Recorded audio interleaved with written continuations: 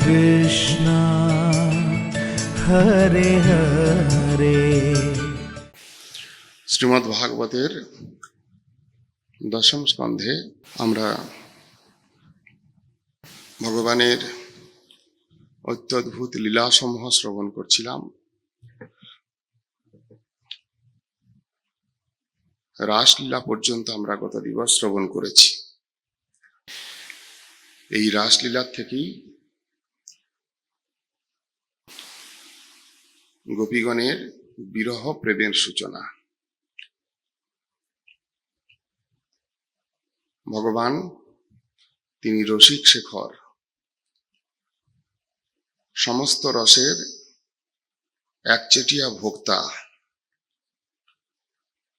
শান্ত, তার থেকে উন্নত দাস্য, ক্রমপন্থায় সখ্য, বাৎসল্য এবং মধুর রতি।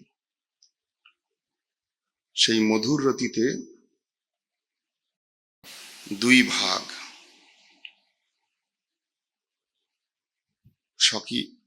স্বকীয়া এবং পারকীয়া। স্বকীয়া প্রেমের থেকে পারকীয়া প্রেমের উৎকর্ষ অধিক। জয় জয় উজ্জ্বল রস সর্বরস সার, পারকীয়া ভাবে যাহা ব্রজেতে প্রচার। পারকীয়া ভাব, আমরা পারকীয়া শব্দের অর্থে জানি উপপতি উপপত্নী ভাবে প্রেম। ব্রজের গোপীগণের যে প্রেম, এই প্রেমটা পারকীয়া ভাবযুক্ত প্রেম।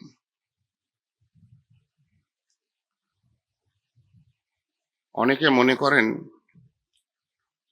যারা জড়ীয় বা মায়াবদ্ধ অবস্থায় কৃষ্ণের লীলাকে অনুভব করতে চেষ্টা করেন, মায়িক দৃষ্টি সম্পন্ন হয়ে কৃষ্ণের লীলাকে শ্রবণ করেন, তারা ভাবেন এই সমস্ত গোপীগণ যাদের নিয়ে কৃষ্ণ রাসাদি লীলা করেছেন, এরা তো অন্যের পত্নী, তাহলে কৃষ্ণের সাথে এরা উপপতি ভাবে পারকীয়া ভাবে রাসাদি লীলা করেছেন। মহাজনগণ বলছেন এর শুদ্ধ তত্ত্বের কথা। এই রস উন্নত, শ্রেষ্ঠ। জয় জয় উজ্জ্বল রস সর্বরস সার, উজ্জ্বল রস, সেখানে কোনো জড়ীয় ভাবের প্রবেশ নাই। তাহলে যে ভাব, পারকীয়া ভাবে যাহা ব্রজেতে প্রচার, ভাবটা পারকীয়া নিলেন যাতে করে প্রেমের আস্বাদনটা অধিক থেকে অধিক হয়। প্রকৃতপক্ষে কৃষ্ণের সাথে কারোর সম্বন্ধই উপপতি উপপত্নী যুক্ত হয় না। কৃষ্ণই হলেন আমাদের নিত্য সম্বন্ধীভূত তত্ত্ব। কৃষ্ণ হলেন সর্ব অন্তর্যামী। কৃষ্ণ হলেন সকলের থেকে প্রিয় এবং আপন। যখন পরীক্ষিত মহারাজ প্রথম প্রশ্ন করেছিলেন সুখদেব গোস্বামী পাদের কাছে, আমার কি করা উচিত, মৃত্যু পথযাত্রী ব্যক্তির শ্রেষ্ঠ কর্তব্য কি, তার উত্তরে পরীক্ষিত মহারাজ বলেছিলেন, সুখদেব গোস্বামী পাদ বলেছিলেন পরীক্ষিত মহারাজকে, এবং সচিত্তে শতএব সিদ্ধ আত্মা প্রিয় অর্থ ভগবান অনন্ত। তিনি আত্মা, তিনি প্রিয়, তিনি আপন, তার থেকে আপন আর কেউ হয় না। অতএব তাকে ভালোবাসাটা, যদি মধুর রতিতে কেউ তাকে ভালোবাসেন, সেটা উপপতি হতে পারে না। কিন্তু ব্রজের মধ্যে প্রেমের উৎকর্ষ বৃদ্ধির জন্য এই পারকীয়া ভাবে যাহা ব্রজেতে প্রচার, ভাবটা রইল মাত্র। প্রকৃতপক্ষে এই জগতে প্রত্যেকেই একেলা ঈশ্বর কৃষ্ণ, একেলা পুরুষ কৃষ্ণ নিত্য বৃন্দাবনে, জীবগণ নারী বৃন্দ রমে কৃষ্ণ সনে। যদি পুরুষ শ্রেষ্ঠ হন কৃষ্ণ, এই সমগ্র জীবকুল হচ্ছেন প্রকৃতি, তার নিজ শক্তি। অতএব সেখানে উপপতি উপপত্নী তত্ত্ব তো হয় না, কিন্তু পারকীয়া ভাবে যাহা ব্রজেতে প্রচার, পারকীয়া ভাবযুক্ত হয়ে প্রেমের ঘনীভূতত্ব বৃদ্ধির জন্য ভগবান রাসাদি লীলা করলেন। সেই পারকীয়া ভাবের আবার দুটি পর্যায়, একটি সম্ভোগ আর একটি বিপ্রলম্ভ। যখন কৃষ্ণ সাক্ষাৎ ভাবে যশোদা মায়ের কোলে, যখন কৃষ্ণ সখাগণের সঙ্গে গোচারণ করছেন, যখন কৃষ্ণ গোচারণকালে বনের পশু পক্ষীগণকে পরিতৃপ্ত করছেন নিজ দর্শন দানে, এই সব সম্ভোগ লীলার অন্তর্গত। সেই কৃষ্ণই যখন আবার অদর্শনজনিত লীলা প্রকাশ করছেন, সাক্ষাৎ ভাবে গোচরীভূত হচ্ছেন না, কিন্তু অন্তরে পরিপূর্ণ মাত্রায় বিদ্যমান, সেই লীলাকে বিপ্রলম্ভ রস বা বিপ্রলম্ভ ভাব বলা হয়েছে। এই ব্রজের উৎকর্ষতম লীলা উজ্জ্বলেরও আবার উন্নত, এই জন্য উন্নত উজ্জ্বল রসাশ্রিত মূর্ত বিগ্রহ শ্রীমান মহাপ্রভু। এই যে বিরহ রস, এই যে বিপ্রলম্ভ রস, এই বিপ্রলম্ভ রসের মূর্তমন্ত স্বরূপ মহাপ্রভু। এই জন্য বিপ্রলম্ভ রসকে উন্নত উজ্জ্বল রস বলা হয়। শ্রীমদ্ ভাগবতে গোপীগণের রাসাদি লীলার পরের যে ভাব, রাসলীলা কালে কৃষ্ণের সঙ্গে গোপীগণের যে ক্রীড়াদি এবং তারপরে কৃষ্ণ বিচ্ছেদ জনিত কারণে যে দুঃখ, যে বিরহ, যে ভাব, সেই বিপ্রলম্ভ ভাবেরই স্বরূপটাকে স্বয়ং কৃষ্ণ মহাপ্রভু রূপে এসে প্রকট হলেন। এইখান থেকে বিপ্রলম্ভ রসের সূচনা শ্রীমদ্ ভাগবতে দেখানো হয়েছে। ক্রমান্বয়ে অরিষ্টাসুর বধ, বৃষরূপী এক দৈত্য কংস কর্তৃক প্রেরিত হয়ে কৃষ্ণ এবং বলরামকে বধ করবেন বলে যখন এসেছেন, তখন সেই বৃষরূপী দৈত্যকে ভগবান নিহত করলেন, বধ করলেন। সেই অরিষ্টাসুর হল ছল ধর্মাদির অভিমানে ভক্তিকে অবহেলা করার প্রতীক। শুদ্ধ ভক্তি আর ছল ভক্তি বা মিশ্র ভক্তি এক বস্তু নয়। এই জন্য মহাপ্রভুর মহিমা বলতে গিয়ে বললেন, শুদ্ধ ভক্ত পালন শুষ্ক জ্ঞান তারণ, ছল ভক্তি দূষণ রাম। শুষ্ক জ্ঞান এবং ছল ভক্তির বিনাশ করে তবে শুদ্ধ ভক্তিতে প্রবেশ করা যায়। অরিষ্টাসুর হলেন সেই ছল ভক্তির অভিমানে শুদ্ধ ভক্তিকে যারা অবহেলা করেন তার প্রতীক স্বরূপ বা সেই ভাবের প্রতীক স্বরূপ অরিষ্টাসুর, যাকে কৃষ্ণ অবলীলাক্রমে বধ করেছিলেন।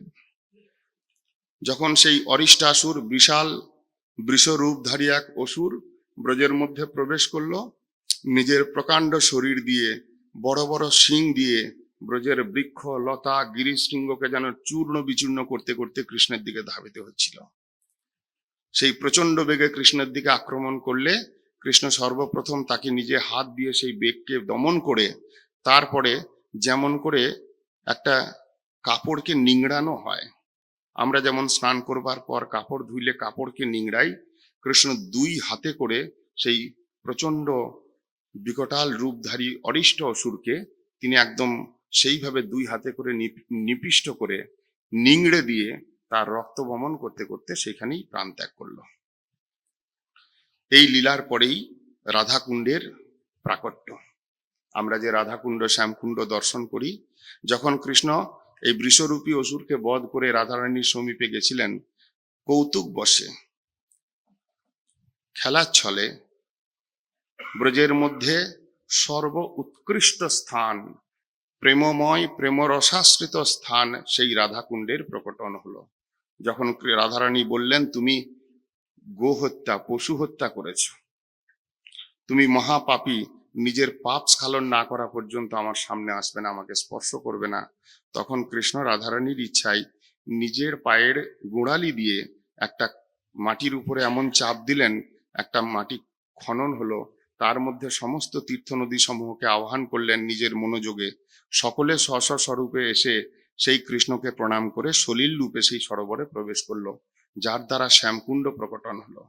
কৃষ্ণ সেই জলে স্নান করে এই গোহত্যাজনিত পাপ থেকে তিনি মুক্ত হলেন। কোনো গোহত্যা নয়, কোনো পাপ নয়, এ কেবল রাধা গোবিন্দের মধুর লীলার একটা অঙ্গ মাত্র। এদিকে যেমনই কৃষ্ণ পাপ মুক্ত হলেন বলে প্রকাশ হলো, এবং একটা কুণ্ড তৈরি হলো, সেখানে সমস্ত নদীগণ প্রবেশ করলেন, তীর্থ নদী সকল। রাধারানীর সখীগণ অনুনয় বিনয় করলেন যে কৃষ্ণের মহিমা জগতে বিস্তার লাভ করবে, তোমার মহিমার থেকে কৃষ্ণের মহিমা বেড়ে যাবে, এটা আমরা সহ্য করতে পারি না। তাই এমন তুমি একটা কিছু করো যাতে কৃষ্ণের থেকে তোমার মহিমা অধিক বৃদ্ধি হয়। তখন রাধারানী নিজের কঙ্গন দিয়ে সেই তারই পাশে খনন করে আরেকটি কুণ্ড তৈরি করলেন। রাধারানী যখন সকল নদীকে আহ্বান করলেন এবং কৃষ্ণ যখন দেখলেন এই কুণ্ড প্রকটন হয়েছে, নিজের বংশী দিয়ে সেই দুই কুণ্ডের মধ্যবর্তী স্থানকে ছিদ্র করে দুই সরোবর একত্রে মিলিত হলো, রাধা গোবিন্দের মিলন লীলা হলো। এইভাবে রাধাকুণ্ড এবং শ্যামকুণ্ড মহাপ্রেমময় সেই রসাশ্রিত রাধারানী এবং কৃষ্ণের প্রেমরসের দ্বারা সিঞ্চিত সেই কুণ্ড আজও জগতের সামনে বিদ্যমান। ক্রমান্বয়ে নারদ লক্ষ্য করলেন একটার পর একটা অসুর যাচ্ছে আর ব্রজের মধ্যে কিছু না কিছু উৎপাত করছে। কংসের পাপের ঘরা প্রায় পূর্ণ, এইবার কংসের নিহত হওয়ার সময় এসছে, তাই কংসকে দুর্মন্ত্রণা দিয়ে চলে আসলেন। ঠিক যেমন প্রথম পুত্রকে বধ করবার জন্য দুর্মন্ত্রণা দিয়েছিলেন, এটা দুর্মন্ত্রণা নয়, কৃষ্ণের লীলা পুষ্টির কারণেই ভগবত ইচ্ছায় নারদের এইরকম ভাব। নারদ জানালেন যে হে কংস, তুমি তো দেবতাগণের আকাশবাণী শুনেছিলে, কিন্তু তুমি ভেবেছিলে দেবতাগণ মিথ্যা বলেছে, পুত্র হওয়ার জায়গায় সন্তান হয়েছে, এসব কিন্তু তোমাকে ছলনা করা হয়েছে। প্রকৃতপক্ষে পুত্রই হয়েছিল। যে দেবকীর পুত্র ভেবে কন্যাকে তুমি নিয়েছিলে হাতে, সে কিন্তু প্রকৃতপক্ষে যশোদার কন্যা।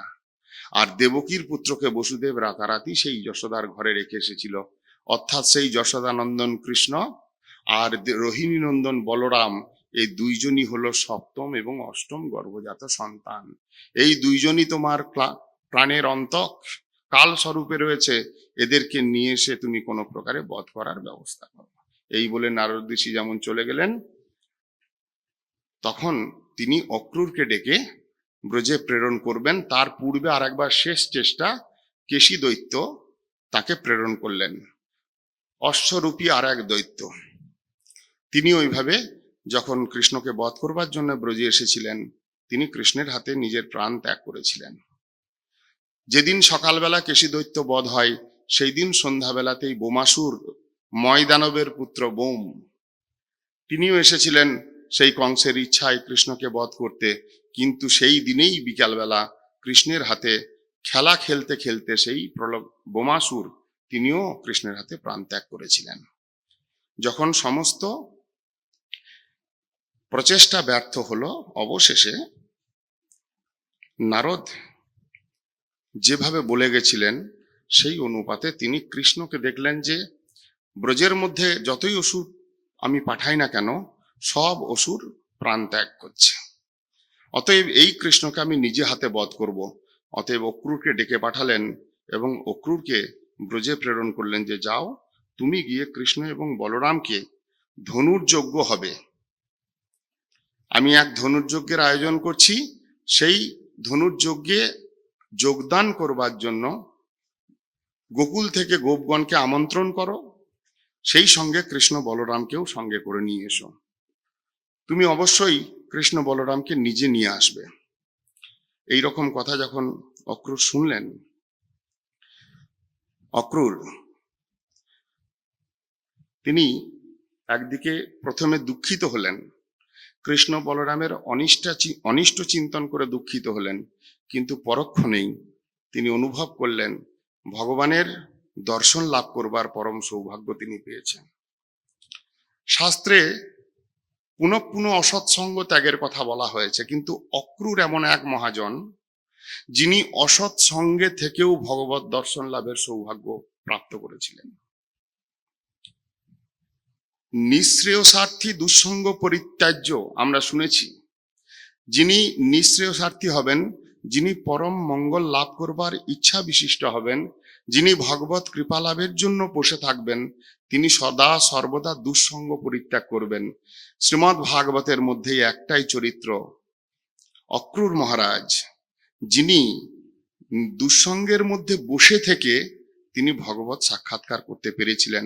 এটা তিনি জানতেন যে একদিকে যেমন দুঃসঙ্গ পরিত্যাগ করাটাই বিধান, আবার সেই কৃষ্ণের লীলা যখন তিনি শুনতেন, কৃষ্ণের লীলা যখন অনুধাবন করতেন, ভগবানের প্রতি তার এমন একটা বিশ্বাস ছিল যে অন্তর থেকে যদি আমি ভগবানকে শ্রদ্ধা ভক্তি করতে পারি, নিশ্চয়ই তিনি কোনো না কোনো দিন কৃপা করবেন।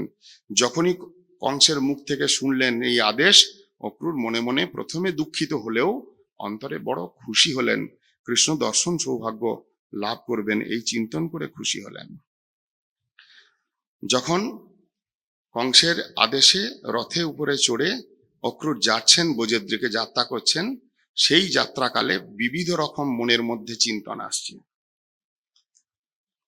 কৃষ্ণ বলরাম যাদের মহিমায় এই ব্রজধাম মহিমান্বিত হয়েছে, যাদের মাধুর্যের দ্বারা এই ব্রজবাসীগণ নিরন্তর ডুবে রয়েছেন, সেই কৃষ্ণ বলরামের মাধুর্য কি আমি দর্শন করতে সমর্থ হব? আমি কংসের অনুচর, আমি একটা দুষ্টজনের দাস রূপে জীবন পার করেছি, আমার কি এই নয়ন যুগল কৃষ্ণের সেই রূপলাবণ্য, কৃষ্ণের সেই মাধুর্য দর্শন করতে সমর্থ হবে?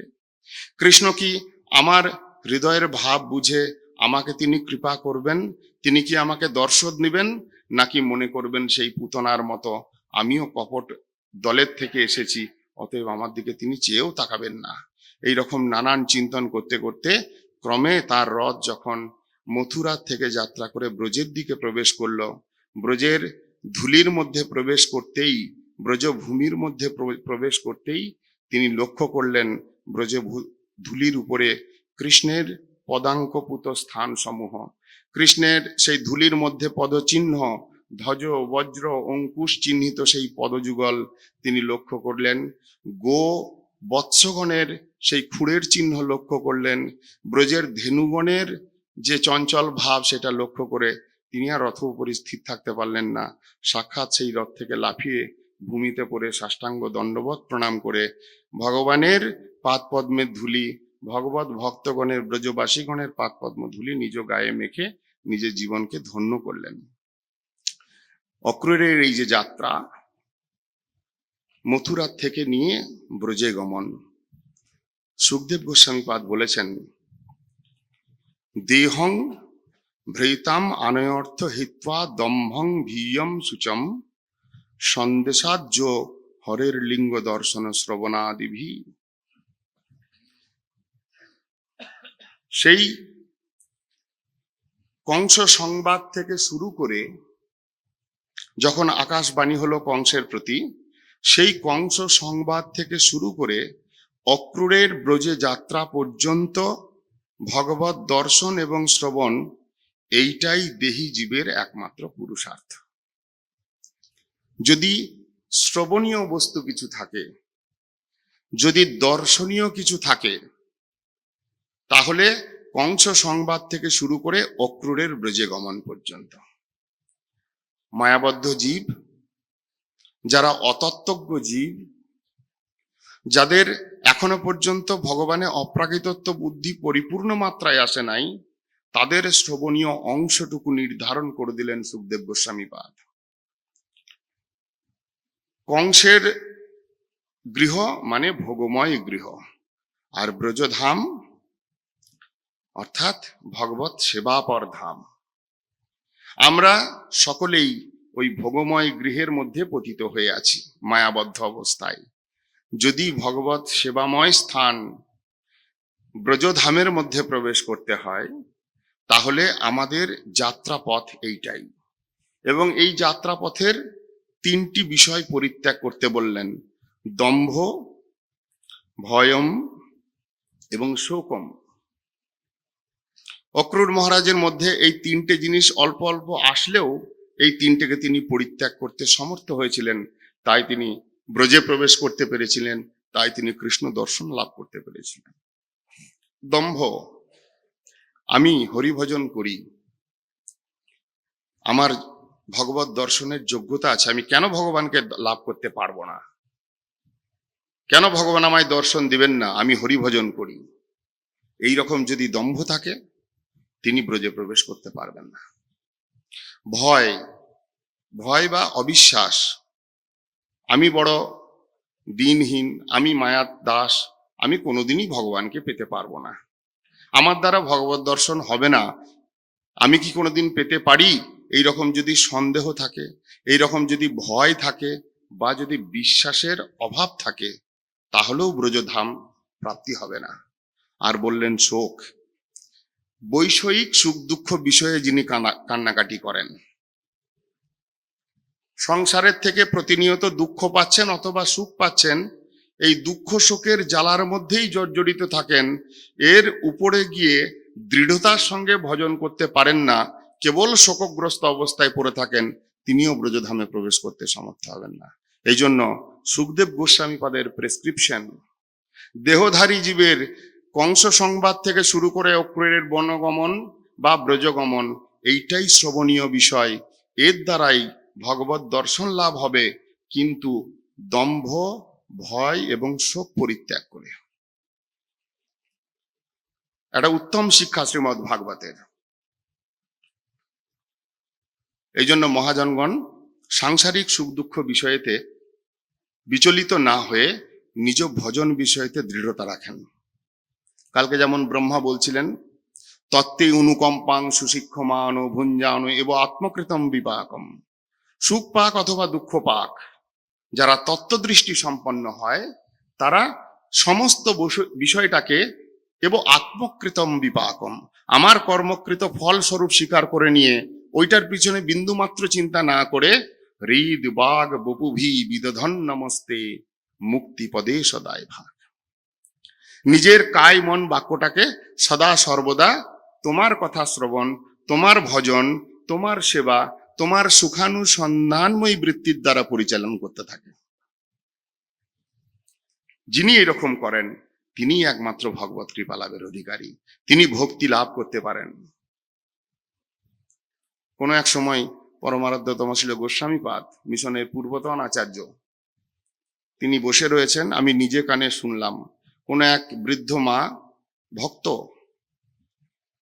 তাঁরই আশ্রিত এক ভক্ত গুরুদেবের কাছে এসেছেন, প্রণাম করলেন, চরণ তলে বসে বড় দুঃখ প্রকাশ করতে করতে কাঁদতে লাগলেন। কি কাঁদছেন? সংসারে এই অসুবিধা, সংসারে এই দুঃখ, সংসারে এই সমস্ত প্রতিকূলতা, আমি ভজন করতে পারছি না বাবা, আমার জীবনটা, আমরা সাংসারিক জীব, আমরা যেটা সবসময় বলে থাকি। বলছেন গুরুদেব গম্ভীরভাবে সবগুলো শুনছিলেন, শুনতে শুনতে শুনতে শুনতে লাস্টে একটা কথা বললেন, তাত্ত্বিক হও।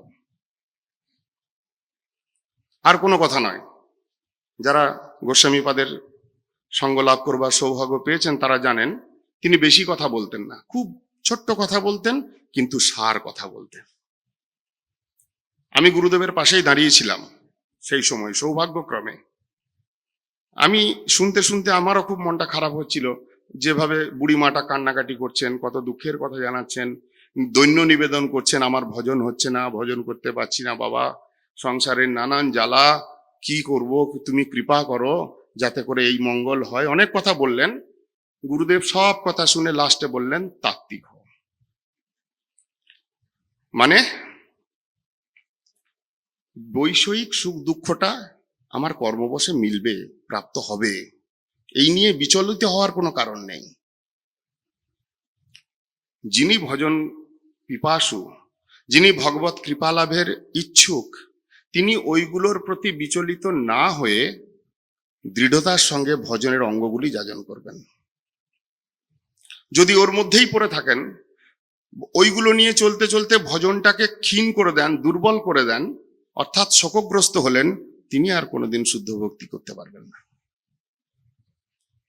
এই জন্য অক্রূর যে ব্রজে গমন করলেন, অক্রূর তো কংসের দলের লোক, নিরন্তর কংসের অন্যেতে প্রতিপালিত অসৎসঙ্গের ডেরার মধ্যে তিনি বসে আছেন, কিন্তু সেইটা নিয়ে তিনি যদি দুঃখ প্রকাশ করতেন, আমি কংসের অনুচর, আমি অসৎসঙ্গী, আমি বৈষ্ণব অপরাধী, আমি ভগবত বিরোধী, অতএব ভগবানের কাছে পৌঁছাবার আমার কোনো যোগ্যতা নাই, অধিকার নাই, এই নিয়ে যদি দুঃখ করতেন, কান্নাকাটি করতেন, তাহলে কোনোদিনই ভগবানকে পেতেন না।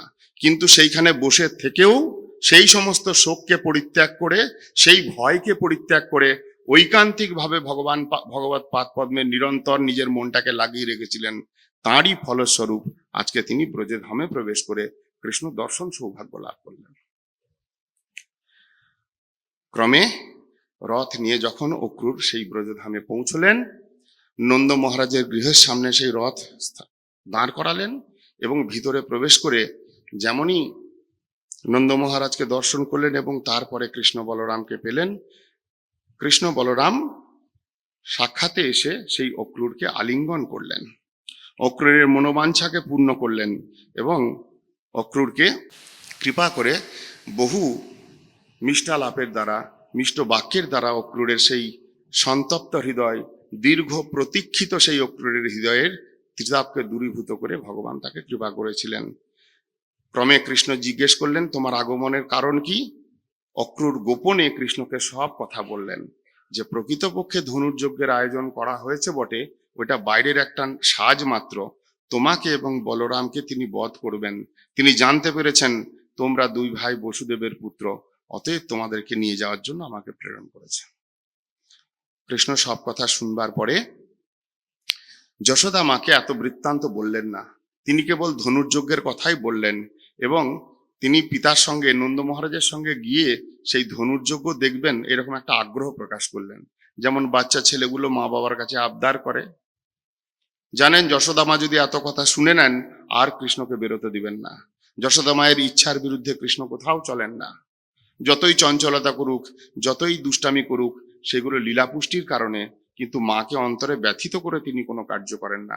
সেই জন্য যশোদা মাকে কিছু না বলে নিজে আবদার করলেন যে আমি যাই, কোনোদিন তো নগর দেখি নাই, শহর দেখি নাই, এই গ্রামের মধ্যেই আছি, তাই রাজা যখন ডেকেছে, সুযোগ যখন এসেছে, একটু গিয়ে ধনুর্যজ্ঞ দেখে আসি, উৎসবটা কিরকম হয় দেখে আসি।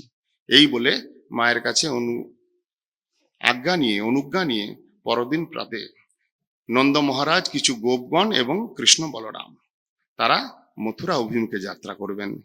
এই কথা যখন গোপীগণ শ্রবণ করলেন, যে গোপীগণ পূর্বে কৃষ্ণের কৃপার দ্বারা অভিসিঞ্চিত হয়েছিলেন, কৃষ্ণের সঙ্গ সান্নিধ্যে তারা কৃষ্ণের মধুর ভাব, মধুর রসাশ্রিত হয়ে কৃষ্ণের কৃপা লাভে সমর্থ হয়েছিলেন, তারা যখন শুনলেন যে কৃষ্ণ মথুরার দিকে যাত্রা করবেন, সেই কৃষ্ণ বিচ্ছেদজনিত বিরহ ভাবে আতুর হয়ে তারা সেইখানেই নিজেদের স্ত্রী সুলভ আচরণ থেকে উপরে উঠে লজ্জা, ভয়, দেহধর্ম, লোকধর্ম, সমাজ ধর্ম, এই সমস্ত কিছুকে পরিত্যাগ করে কাতর স্বরে কৃষ্ণের জন্য হা গোবিন্দ, দামোদর, মাধব এই সমস্ত নাম নিয়ে কৃষ্ণের জন্য ক্রন্দন করতে লাগলেন।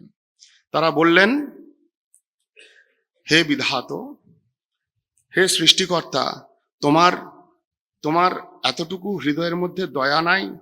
তুমি এত নিষ্ঠুর, এই কৃষ্ণের সঙ্গে আমাদের কিছুদিনের মিলন ঘটিয়ে তার দয়াতে অভিসিঞ্চিত করিয়ে প্রাণ সর্বস্ব করিয়ে আমাদের সেই আকাঙ্ক্ষা পরিপূর্ণ হলো না, এখনো পর্যন্ত তার রূপমাধুর্য পরিপূর্ণ মাত্রায় আস্বাদন করলাম না, তার সঙ্গ আমরা আরো পেতে লালায়িত, এই অবস্থায় তুমি সেই কৃষ্ণকে আমাদের থেকে বিচ্ছেদ করাচ্ছ। এই তোমার সৃষ্টি, এই তোমার ব্যবস্থাপনা, এই তোমার সৃষ্টির কোনো অধিকারও নেই, তোমার এই আচরণ বালকের নেই, কে তোমায় সৃষ্টিকর্তা করলো? এই বলে বিধাতাকে তারা দোষারোপ করতে লাগলেন। কৃষ্ণের নাম নিয়ে, কৃষ্ণের বিভিন্ন লীলার কথাকে স্মরণ করতে করতে সেই গোপীগণ বিরহ কাতরা হয়ে রথের সামনেই প্রাণ ত্যাগ করবেন বলে রথের সামনে শুয়ে পড়লেন। অবশেষে কৃষ্ণ সকলকে সান্ত্বনা বাক্য দিয়ে বললেন, আমি অতি শীঘ্রই ফিরে আসব। এই আমি ফিরে আসব, এই একটা সান্ত্বনা বাক্য প্রবল বিরহ জ্বালার মধ্যে একটা সঞ্জীবনী স্বরূপ, যে কৃষ্ণ ফিরে আসবেন। এই বাক্য শ্রবণ করে অবশেষে তারা যখন পথ প্রশস্ত করলেন, কৃষ্ণের রথ, অক্রূরের রথ সেই মথুরা অভিমুখে যাত্রা করলো। ব্রজের গোপীগণ ততক্ষণ চেয়ে থাকলেন যতক্ষণ সেই রথের শোভা, যতক্ষণ সেই রথের পতাকা দেখা যাচ্ছিল। ধীরে ধীরে রথের পতাকাটা পর্যন্ত অদৃশ্য হলো, কিন্তু রথের চাকা থেকে উত্থিত ধূলি যতক্ষণ দর্শন করতে পারছিলেন সেইখানেই তারা কৃষ্ণের নামে আর্তনাদ করতে করতে, কৃষ্ণের গুণগান করতে করতে, ক্রন্দন করতে করতে অপলক নয়নে সেই দিকে চেয়ে রইলেন। ক্রমে কৃষ্ণ অদৃশ্য হলেন, কৃষ্ণের রথ অদৃশ্য হলো, রথ উত্থিত ধূলি সমূহ অদৃশ্য হলো। এইভাবে ব্রজলীলার সমাপন করিয়ে ক্রমে কৃষ্ণ মাথুর লীলায় প্রবেশ করবেন।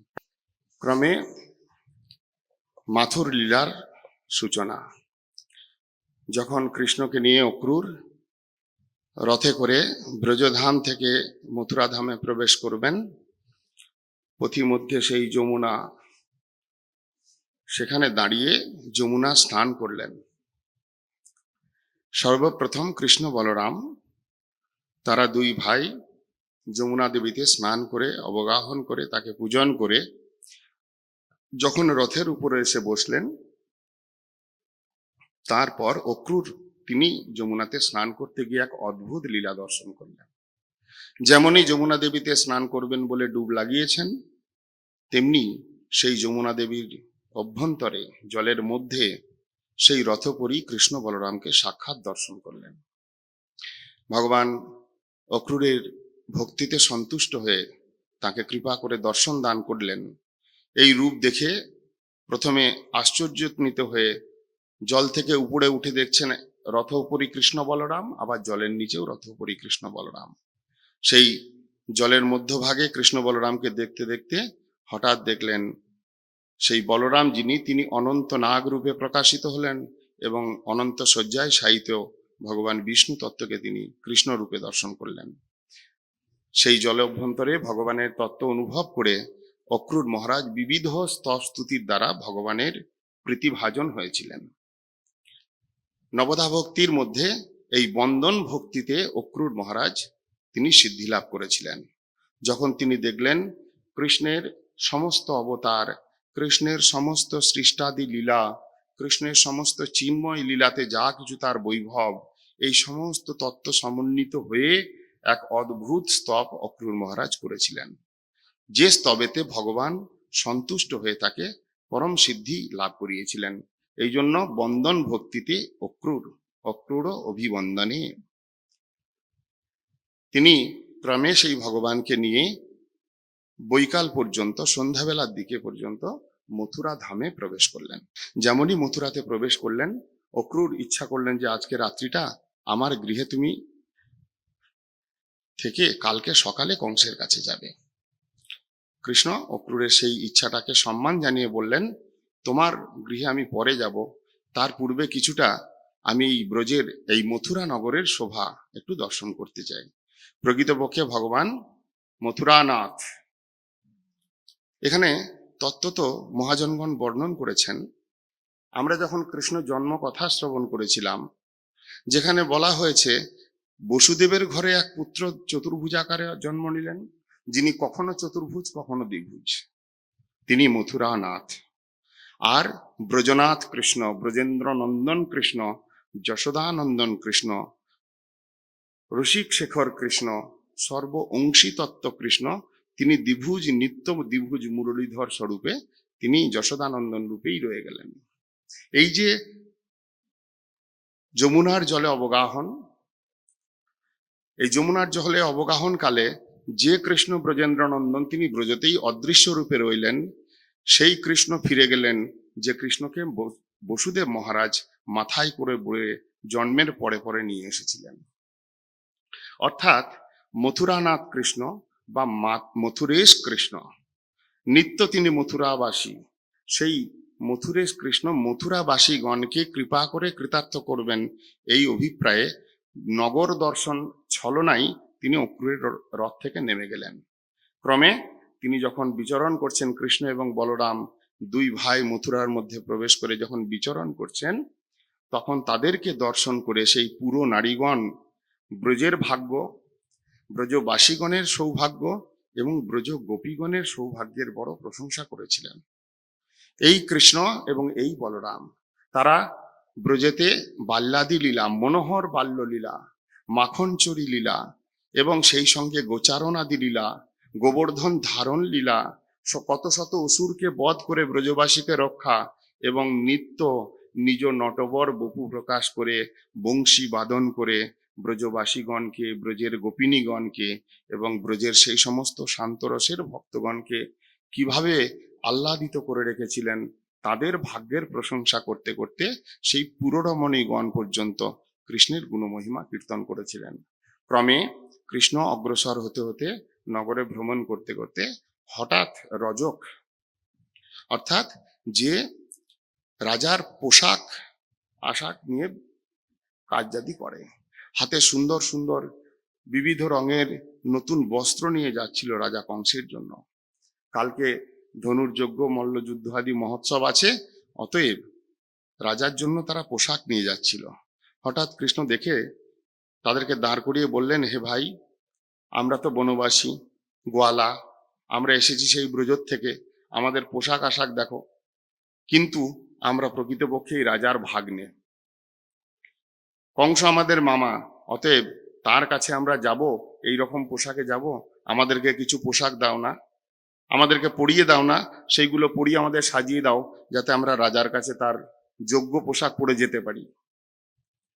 রজকগণ এই কথা শুনে ভাবলো, এই গ্রামের থেকে আসা ছেলেগুলার মাথা খারাপ হয়েছে, কোথাকার গোয়ালা, হ্যাঁ, মাথার মধ্যে ময়ূরপুচ্ছ লাগিয়ে চলে এসেছে, একদিকে বাঁশি গোজা আছে আর একদিকে আবার সিংহা, কি একটা গোয়ালার পোশাক, অদ্ভুত লাগছে দেখতে, এরা কিনা আবার রাজার ভাগ্নে।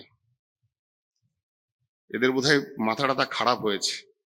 খুব শাসন করে বললেন যে তোমরা কি জানো না কি বলছো, তোমাদের কি প্রলাপ বকবার স্বভাব তৈরি হয়েছে? তোমরা যা কার্য করতে চাইছো তার দ্বারা রাজা তোমাদেরকেও বধ করবে, আমাদেরকেও বধ করবে। এই বলে একটু যখন কটুবাক্য প্রয়োগ করতে লাগলেন, ভগবান একটা আঙুল দিয়ে সেই রজকগণকে তাদের গলাতে যেমনই লাগালেন, তারা মারা গেলেন। দেখুন, শাস্ত্রে বলছে, জনম সফল তার কৃষ্ণ দর্শন যার ভাগ্যে হইয়াছে একবার। যদি কারুর ভাগ্যে একবারও কৃষ্ণ দর্শন হয়, তার জীবন সার্থক। রজকগণ দর্শন পেলেন, জীবন কি সার্থক হলো? ভগবানের হাতে নিহত হলেন, তার দ্বারা তার হতাড়ি গতিদায়ক উন্নত গতি হতে পারে, কিন্তু ভগবত দর্শনজনিত আনন্দ কি পেলেন? আমরা 2 দিন পূর্বেই শ্রবণ করছিলাম, ভগবানকে দেখা যায় কান দিয়ে, চোখ দিয়ে দেখা যায় না। যখন পুররমণীগণ দর্শন করলেন, সেই যেটা শুনে রেখেছিলেন ব্রজের লীলাগুলো, সেইগুলো যা শুনেছিলেন সেইটাকে স্মরণ করে কৃষ্ণকে দর্শন করে তাদের জীবন কৃতার্থ করলেন। কিন্তু রজকগণ তারা কেবল চোখ দিয়ে দেখেছিলেন, কান দিয়ে কৃষ্ণকে দেখেন নাই। দর্শনজনিত আনন্দ তো পেলেনই না, উল্টে কৃষ্ণ তাদের কাছে সেবা প্রার্থনা করলেন, আমাকে দাও।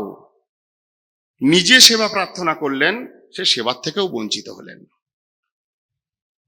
অতএব বিনা গুরু কৃপাতে, বিনা সাধু সঙ্গে, বিনা হৃদনয়নে কোনোদিন ভগবত দর্শন হয় না। এই জন্য ব্রহ্মাজি যখন স্তব করছেন, ভগবানকে কি বলছেন? কে ভগবত দর্শন করতে পারে? প্রেমাঞ্জন ছুরিত ভক্তি বিলোচনেন,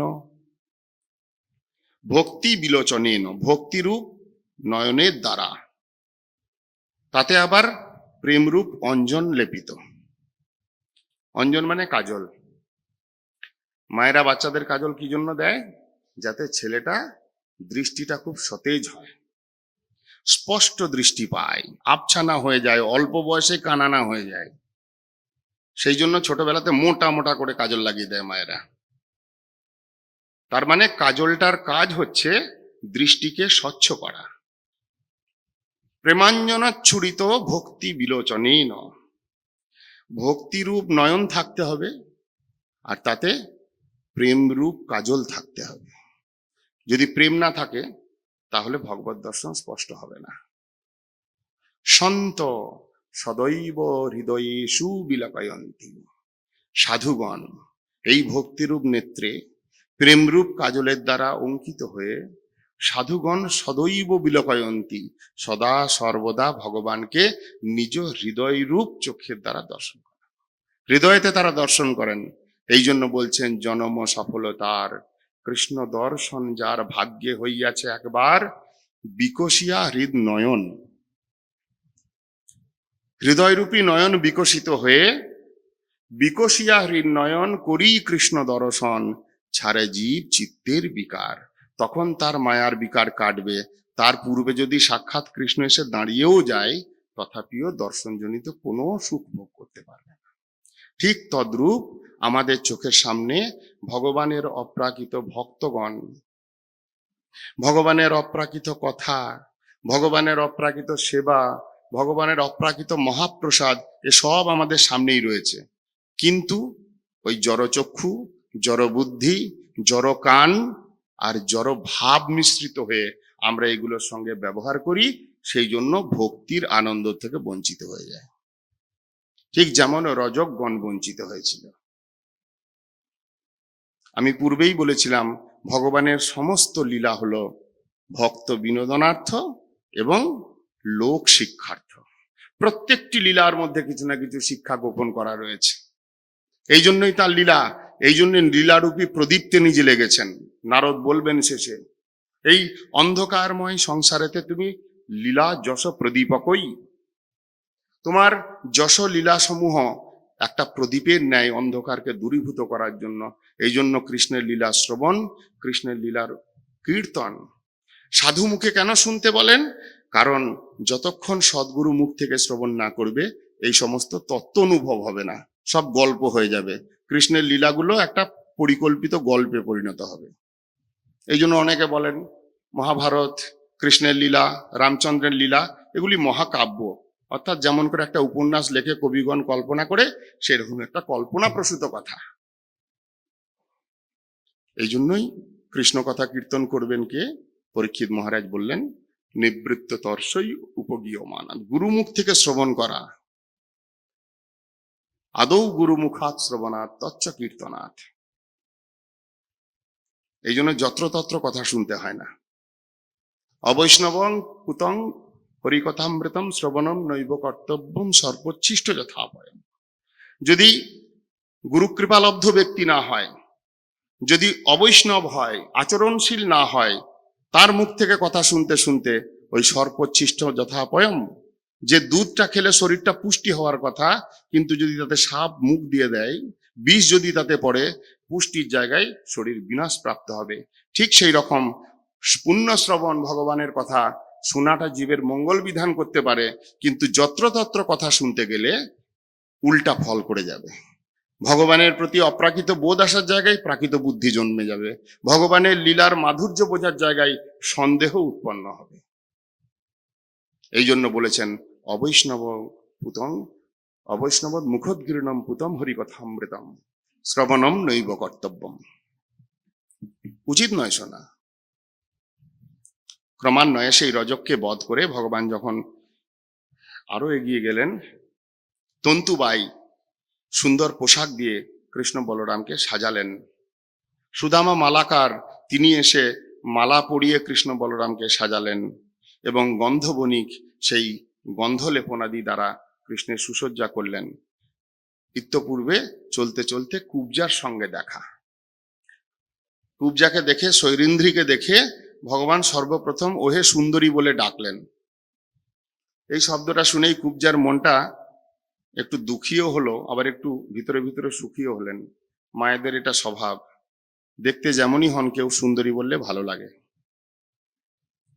কিন্তু তিনি জানতেন তিনি তিন জায়গায় বাঁকা, অতএব প্রশ্ন করে বসলেন। ভালো লাগলো তাই দাঁড়ালেন, কিন্তু প্রশ্ন করলেন, তুমি আমাকে কি ব্যঙ্গ করছো? জগতের লোক আমাকে কুব্জা বলে ডাকে, আমার এত সুন্দর একটা নাম শৈরিন্দ্রী, কত সুন্দর একটা নাম, কিন্তু কেউ আমাকে ওই নামে চেনেও না, ডাকেও না, কুব্জা বলে, কারণ তিন জায়গায় বাঁকা। তুমি আমাকে হঠাৎ ওহে সুন্দরী বলে ডাকলে কি ব্যাপার? তুমি কি আমায় ব্যঙ্গ করছো? কৃষ্ণ বললেন, না না, আমি ব্যঙ্গ করছি না। তুমি তো সত্য সত্যই সুন্দরী, বাইরের থেকে দেখতে এরকম, কিন্তু আমি জানি তুমি সুন্দরী। এই বলতে বলতে তার পা দুটোকে নিজের পা দিয়ে চেপে ধরে থুতনিতে হাতটা লাগিয়ে এমন ভাবে সোজা করে দিলেন, তিন জায়গায় বাঁকা কুব্জা তিনি সিধা হয়ে এক সুন্দরী নবযৌবনার উপর সম্পন্না রূপে প্রকটিত হলেন। এই কুব্জা কৃষ্ণের কাছে কৃষ্ণকে প্রতিরূপে প্রাপ্ত হতে চেয়েছিলেন। কখন? পূর্বজন্মে। এই কুব্জাই ছিল শূর্পণখা। যখন রামচন্দ্র সীতা দেবীকে নিয়ে লক্ষ্মণকে নিয়ে বনের মধ্যে বিচরণ করছিলেন দণ্ডকারণ্যের সেই বনে, তখন দূর থেকে রামচন্দ্রকে দেখেই, রামচন্দ্র এতটাই মনোরম তার মূর্তি, সেই রামচন্দ্রকে দেখে দণ্ডকারণ্যের ঋষিগণ পর্যন্ত, বিরাট বিরাট জটাজুটোধারী গোপদারী সম্পন্ন বৃদ্ধ ঋষিগণ পর্যন্ত তাকে প্রতিরূপে পেতে চেয়েছিলেন। প্রতিরূপে পাওয়া মানে সর্বোৎকৃষ্ট সেবা করবার সুযোগ লাভ করা।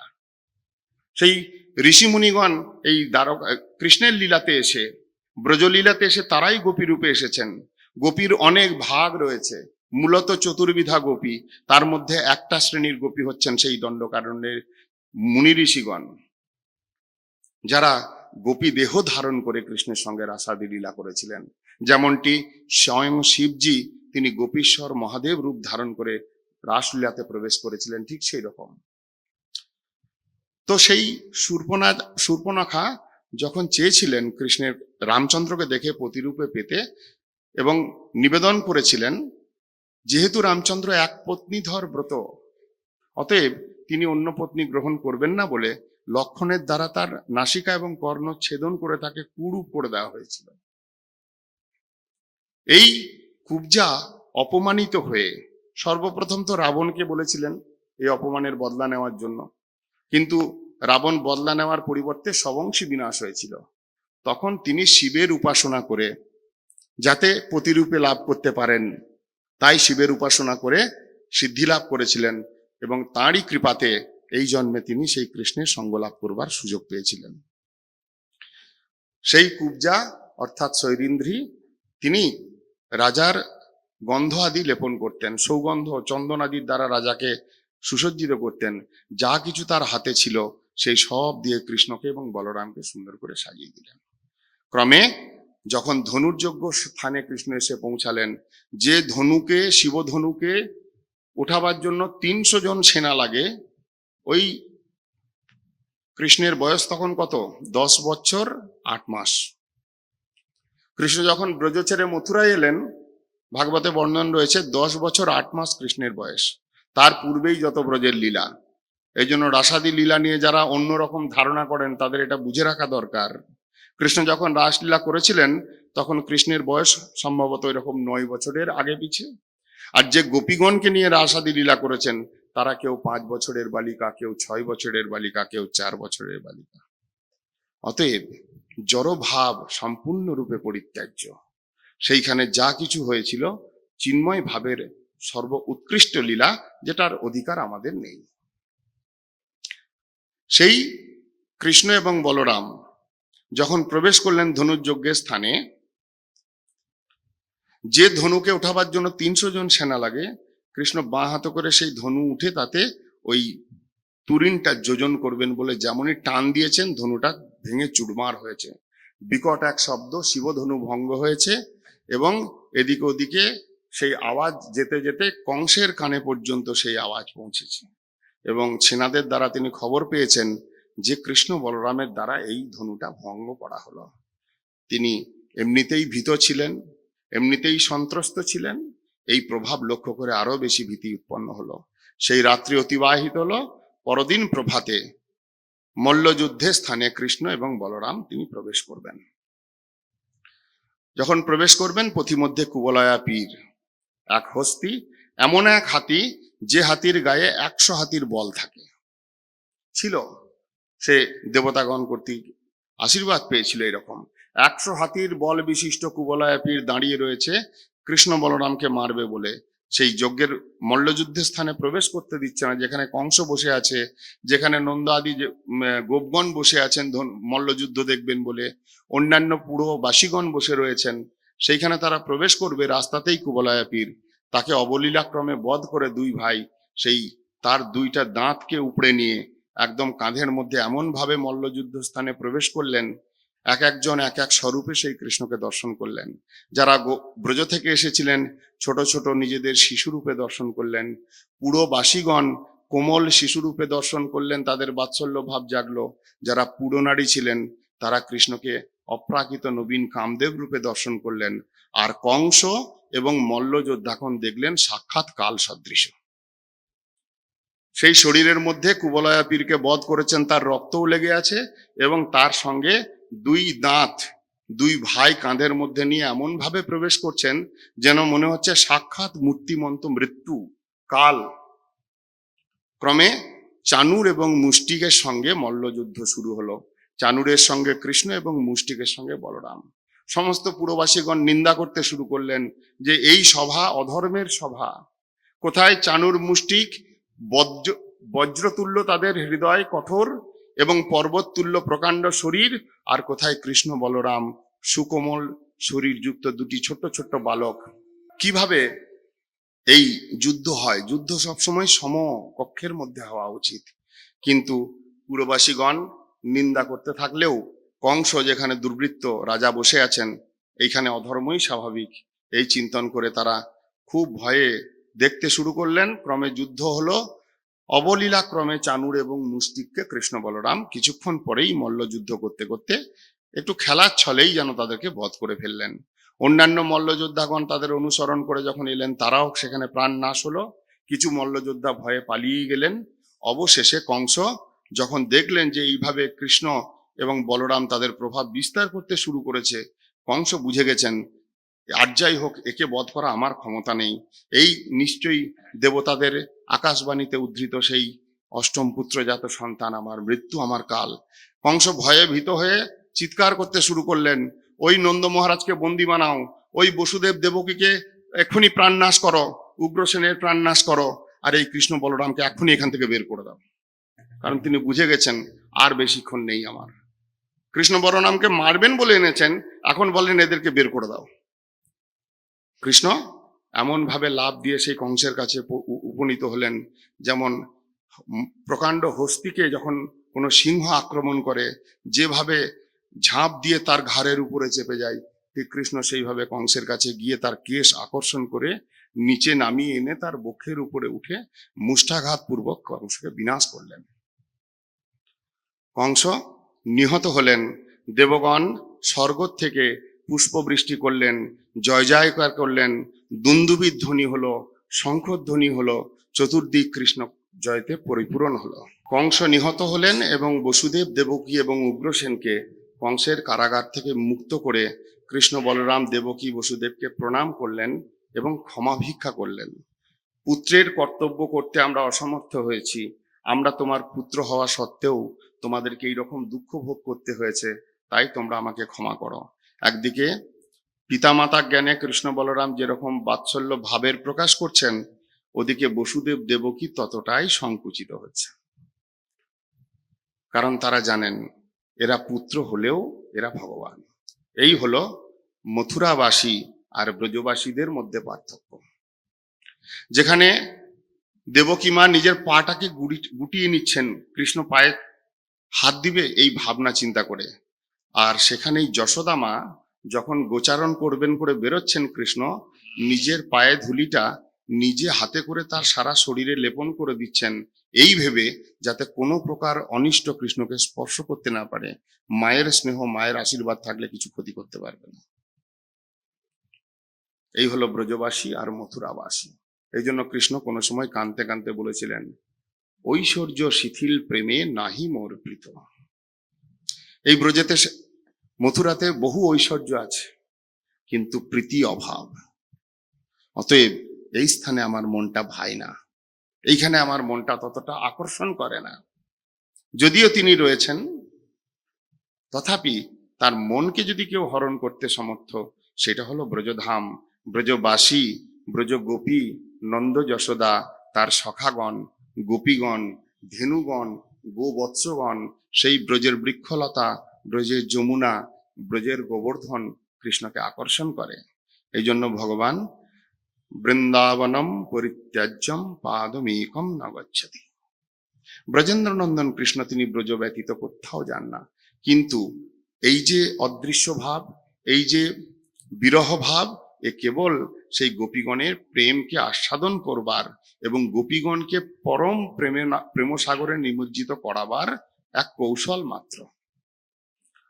যেমন গতকালকে আমরা শ্রবণ করছিলাম, যখন গোপীগণ রাসলীলার পরে কৃষ্ণের কাছে তিনটে প্রশ্ন করলেন, কে শ্রেষ্ঠ এদের মধ্যে বলো, কৃষ্ণ বললেন, এইগুলোর কোনোটার মধ্যেই আমি পড়ি না, আমি কিন্তু তোমাদের নিত্য সঙ্গিনী, আমি তোমাদেরকে ছেড়ে কোথাও যাই না, তোমরাও আমাকে ছেড়ে কোথাও যাও না। তথাপি আমার যে মধ্যে মধ্যে অদর্শন, এগুলো তোমাদের প্রেম বর্ধনের নিমিত্ত। আমি তোমাদের কাছেই থেকে তোমাদের সমস্ত বিলাপ, তোমাদের সমস্ত কাতর অনুবেদনা, এগুলো সবই শ্রবণ করছিলাম এবং তার দ্বারা নিজে আহ্লাদিত হচ্ছিলাম। অতএব আমাকে এই তিনের মধ্যে তোমরা ধরো না।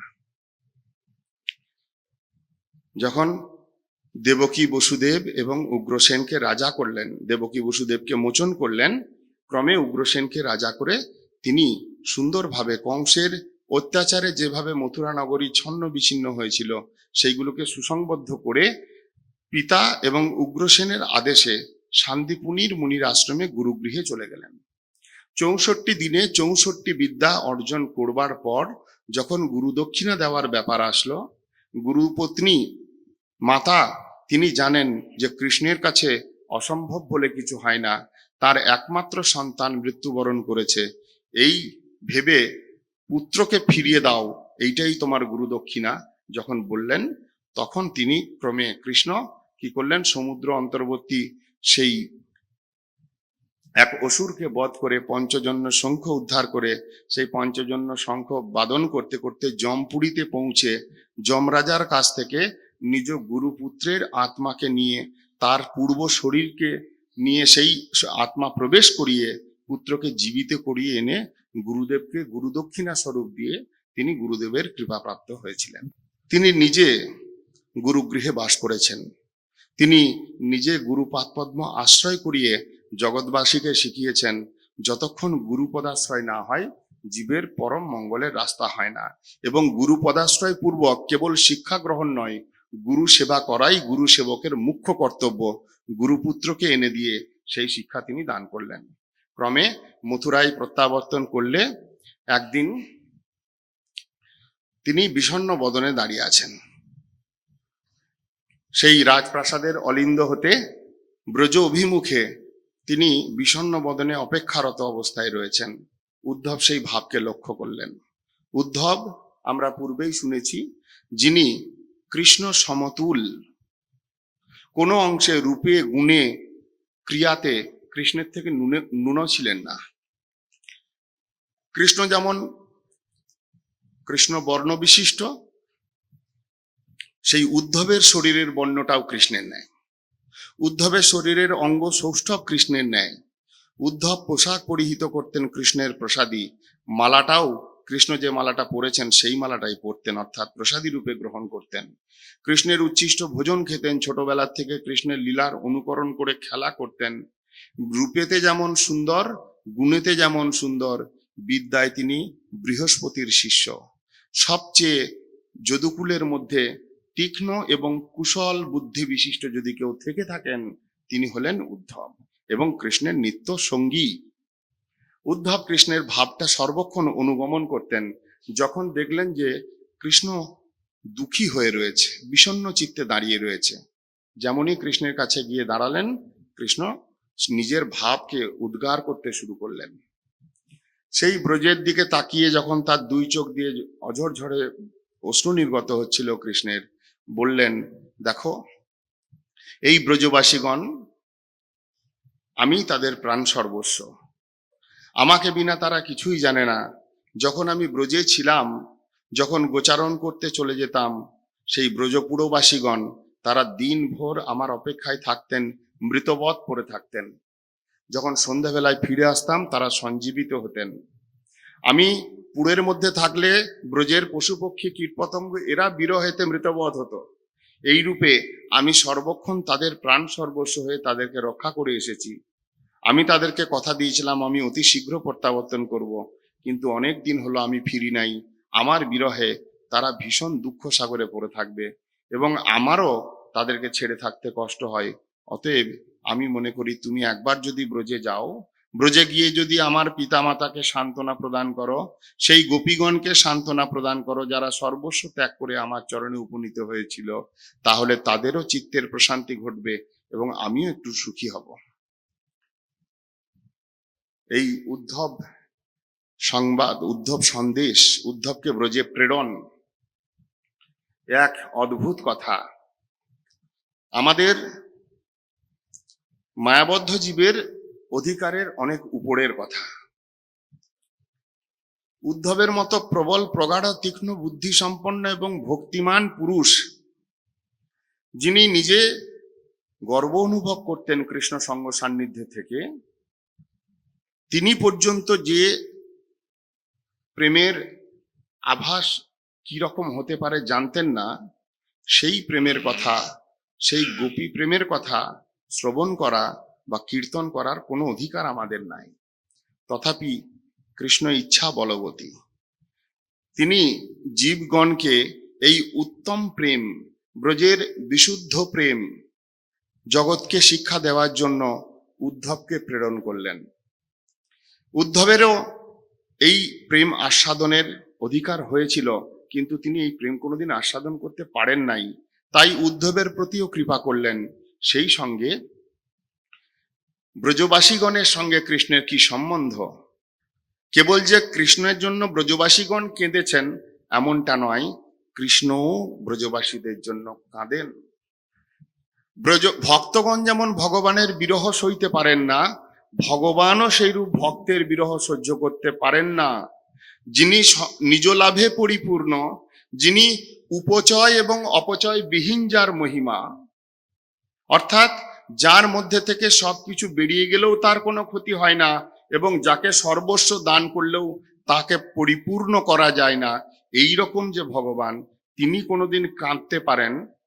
তার প্রেমের অবস্থায় তিনি যে তাদের জন্য, ভক্তদের জন্য ছটফট করেন, এই লীলা, এই গোপন লীলা জগৎকে প্রদান করবার জন্য, এটা কৃষ্ণের করুণা। এই জন্য বললেন, জীবে দিব গূঢ় ধন, চিন্তি কৃষ্ণ বৃন্দাবন জরে আনি করিল প্রকাশ। এই প্রেম ব্রজের অত্যধিক গোপন প্রেম, সুসংরক্ষিত প্রেম, কিন্তু কৃষ্ণের কি অপার করুণা হলো যে এই প্রেমের ছোঁয়া জগৎবাসীকে দেওয়ার জন্য, যে জগৎবাসী প্রেম অন্বেষণ করতে করতে জন্মের পর জন্ম, তাদের মৃত্যুর পর মৃত্যু সব অতিক্রম করেও সেই প্রেমের আভাস পর্যন্ত লক্ষ্য করতে পারে না, সেই জগৎবাসীকে করুণা করবার জন্য ব্রজে জীবে দিব গূঢ় প্রেম, চিন্তি কৃষ্ণ বৃন্দাবন জরে আনি করিল প্রকাশ। উদ্ধবকে বললেন, তুমি যাও, আমার সংবাদ সেখানে পৌঁছে দাও। উদ্ধব ভাবলেন, সত্যই এই ব্রজবাসীগণ কৃষ্ণ বিরহে বড় কাতর, যাই তাদেরকে একটু তত্ত্বজ্ঞান শিখিয়ে দিয়ে আসি, তাদেরকে একটু বিরহ সন্তপ্ত হৃদয়টাকে শান্ত করে আসি। মনে মনে বড় উৎফুল্লিত হলেন, কৃষ্ণ সেবা প্রদান করেছেন, কৃষ্ণের ইচ্ছায় তাদেরকে সান্ত্বনা বাক্য দিতে যাচ্ছেন।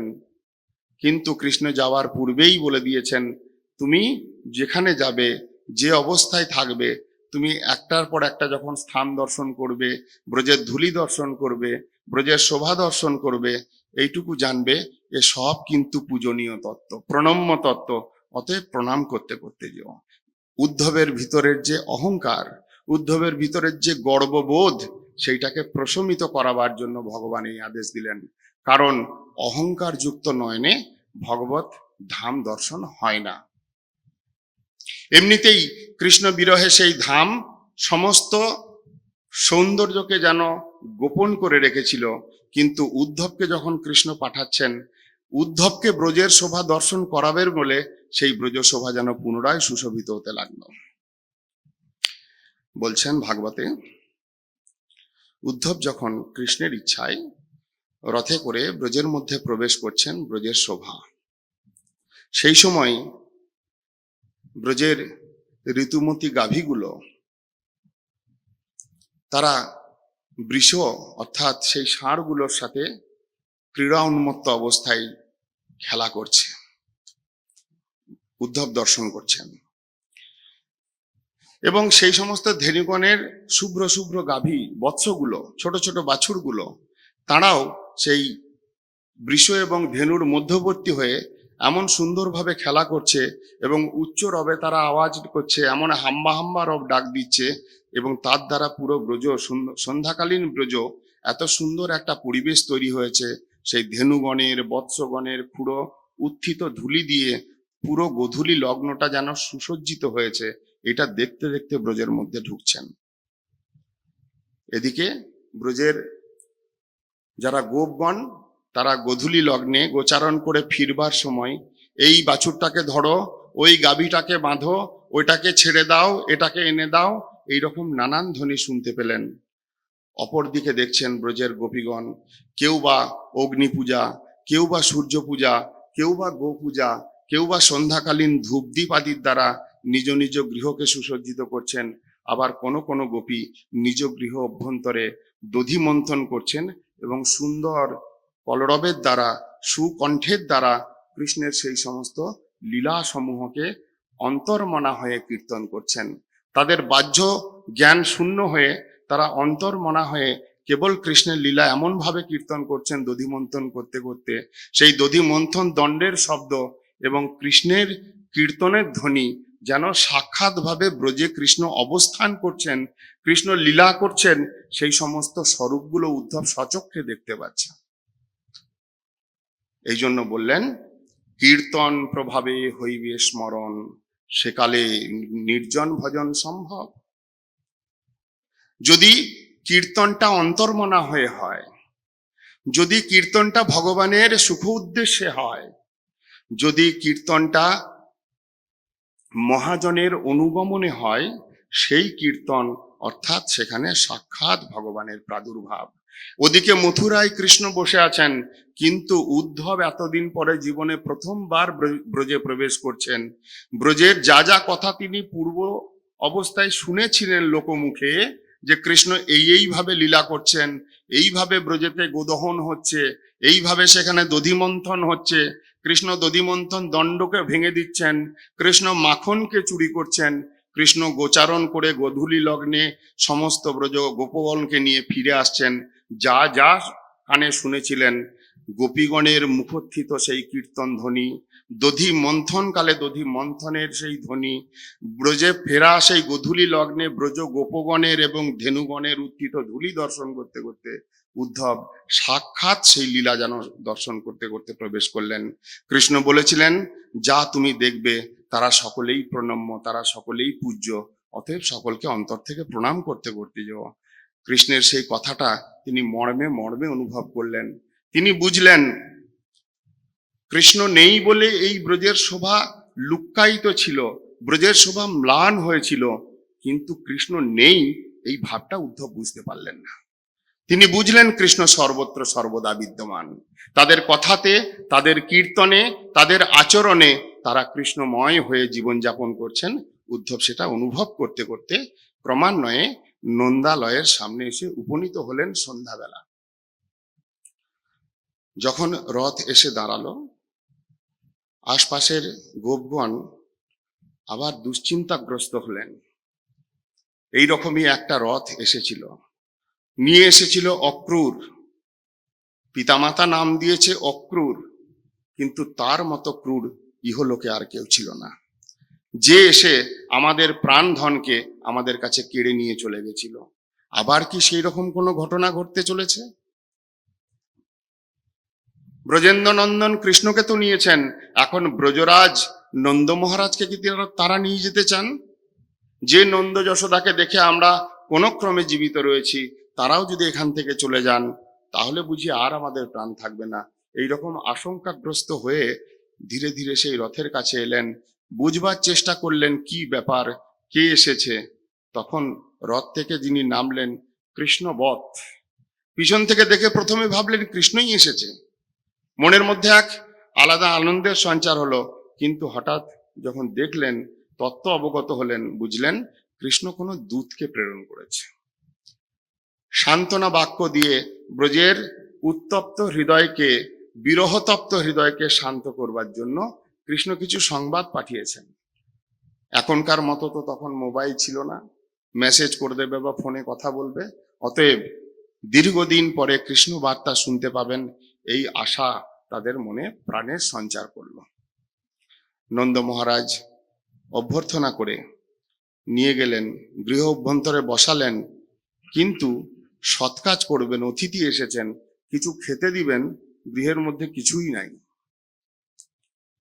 যেদিন থেকে কৃষ্ণ বলরাম এখান থেকে গেছেন সেই দিন থেকে যশোদা মা রান্নাঘরে আর প্রবেশ করেন নাই। রান্নাঘরটা কালিময় হয়ে রয়েছে, চতুর্দিকে ঝুলে ভরা। একটা ঘরে যদি দীর্ঘদিন আমরা না যাই, সেই ঘরটার যেমন অবস্থা হয় ঠিক সেই রকম। যশোদা মা স্থির স্তম্ভের ন্যায় বসে আছেন, দুই চোখ দিয়ে কেবল অশ্রু নির্গত হচ্ছে। দূর থেকে যশোদা মাকে প্রণাম করলেন উদ্ধব, কোনো কথা বলবেন সেই সাহস হলো না তার সেই স্বরূপকে দর্শন করে। নন্দ মহারাজকে প্রণাম করলেন, বসলেন। নন্দ মহারাজ কি খাওয়াবেন? ঘরের মধ্যে কিছুই নাই, তাই অন্য গোপগণের ঘর থেকে একটু পায়েস নিয়ে এসে উদ্ধবকে দিলেন। যশোদামার ঘরে রান্না বন্ধ, নন্দ যশোদাকে আশপাশের গোপগণই এসে খাইয়ে দিয়ে যান। কোন ক্রমে তারা জীবন ধারণ করে আছেন কৃষ্ণের স্মৃতি নিয়ে। যখন উদ্ধব সেই পায়েস পেলেন, সারাদিনে অভুক্ত থাকার জন্য সেই অমৃততুল্য ব্রজের পায়েস তিনি সেবন করে পরিতৃপ্ত হলেন। ক্রমে নন্দ মহারাজের সঙ্গে বাক্যালাপ শুরু হলো। নন্দ মহারাজ প্রথমেই প্রশ্ন করলেন, তার অন্তরটা কৃষ্ণময়।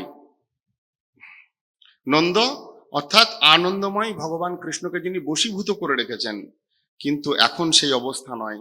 তার হৃদয়টা এতটাই দ্রবীভূত, কৃষ্ণ কথা বলতে গেলেই যেন স্তব্ধ হয়ে যায়, গলাটা রুদ্ধ হয়ে যায়।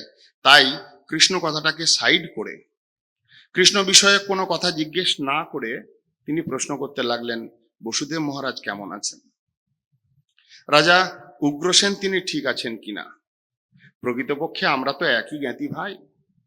আমার পিতা পর্জন্য গোপ এবং বসুদেবের পিতা সুরসেন, এরা তো সেই দেবমীরেরই সন্তান। অতএব আমরা একই কুলোদ্ভূত। তারা সকলে কুশলে আছেন তো?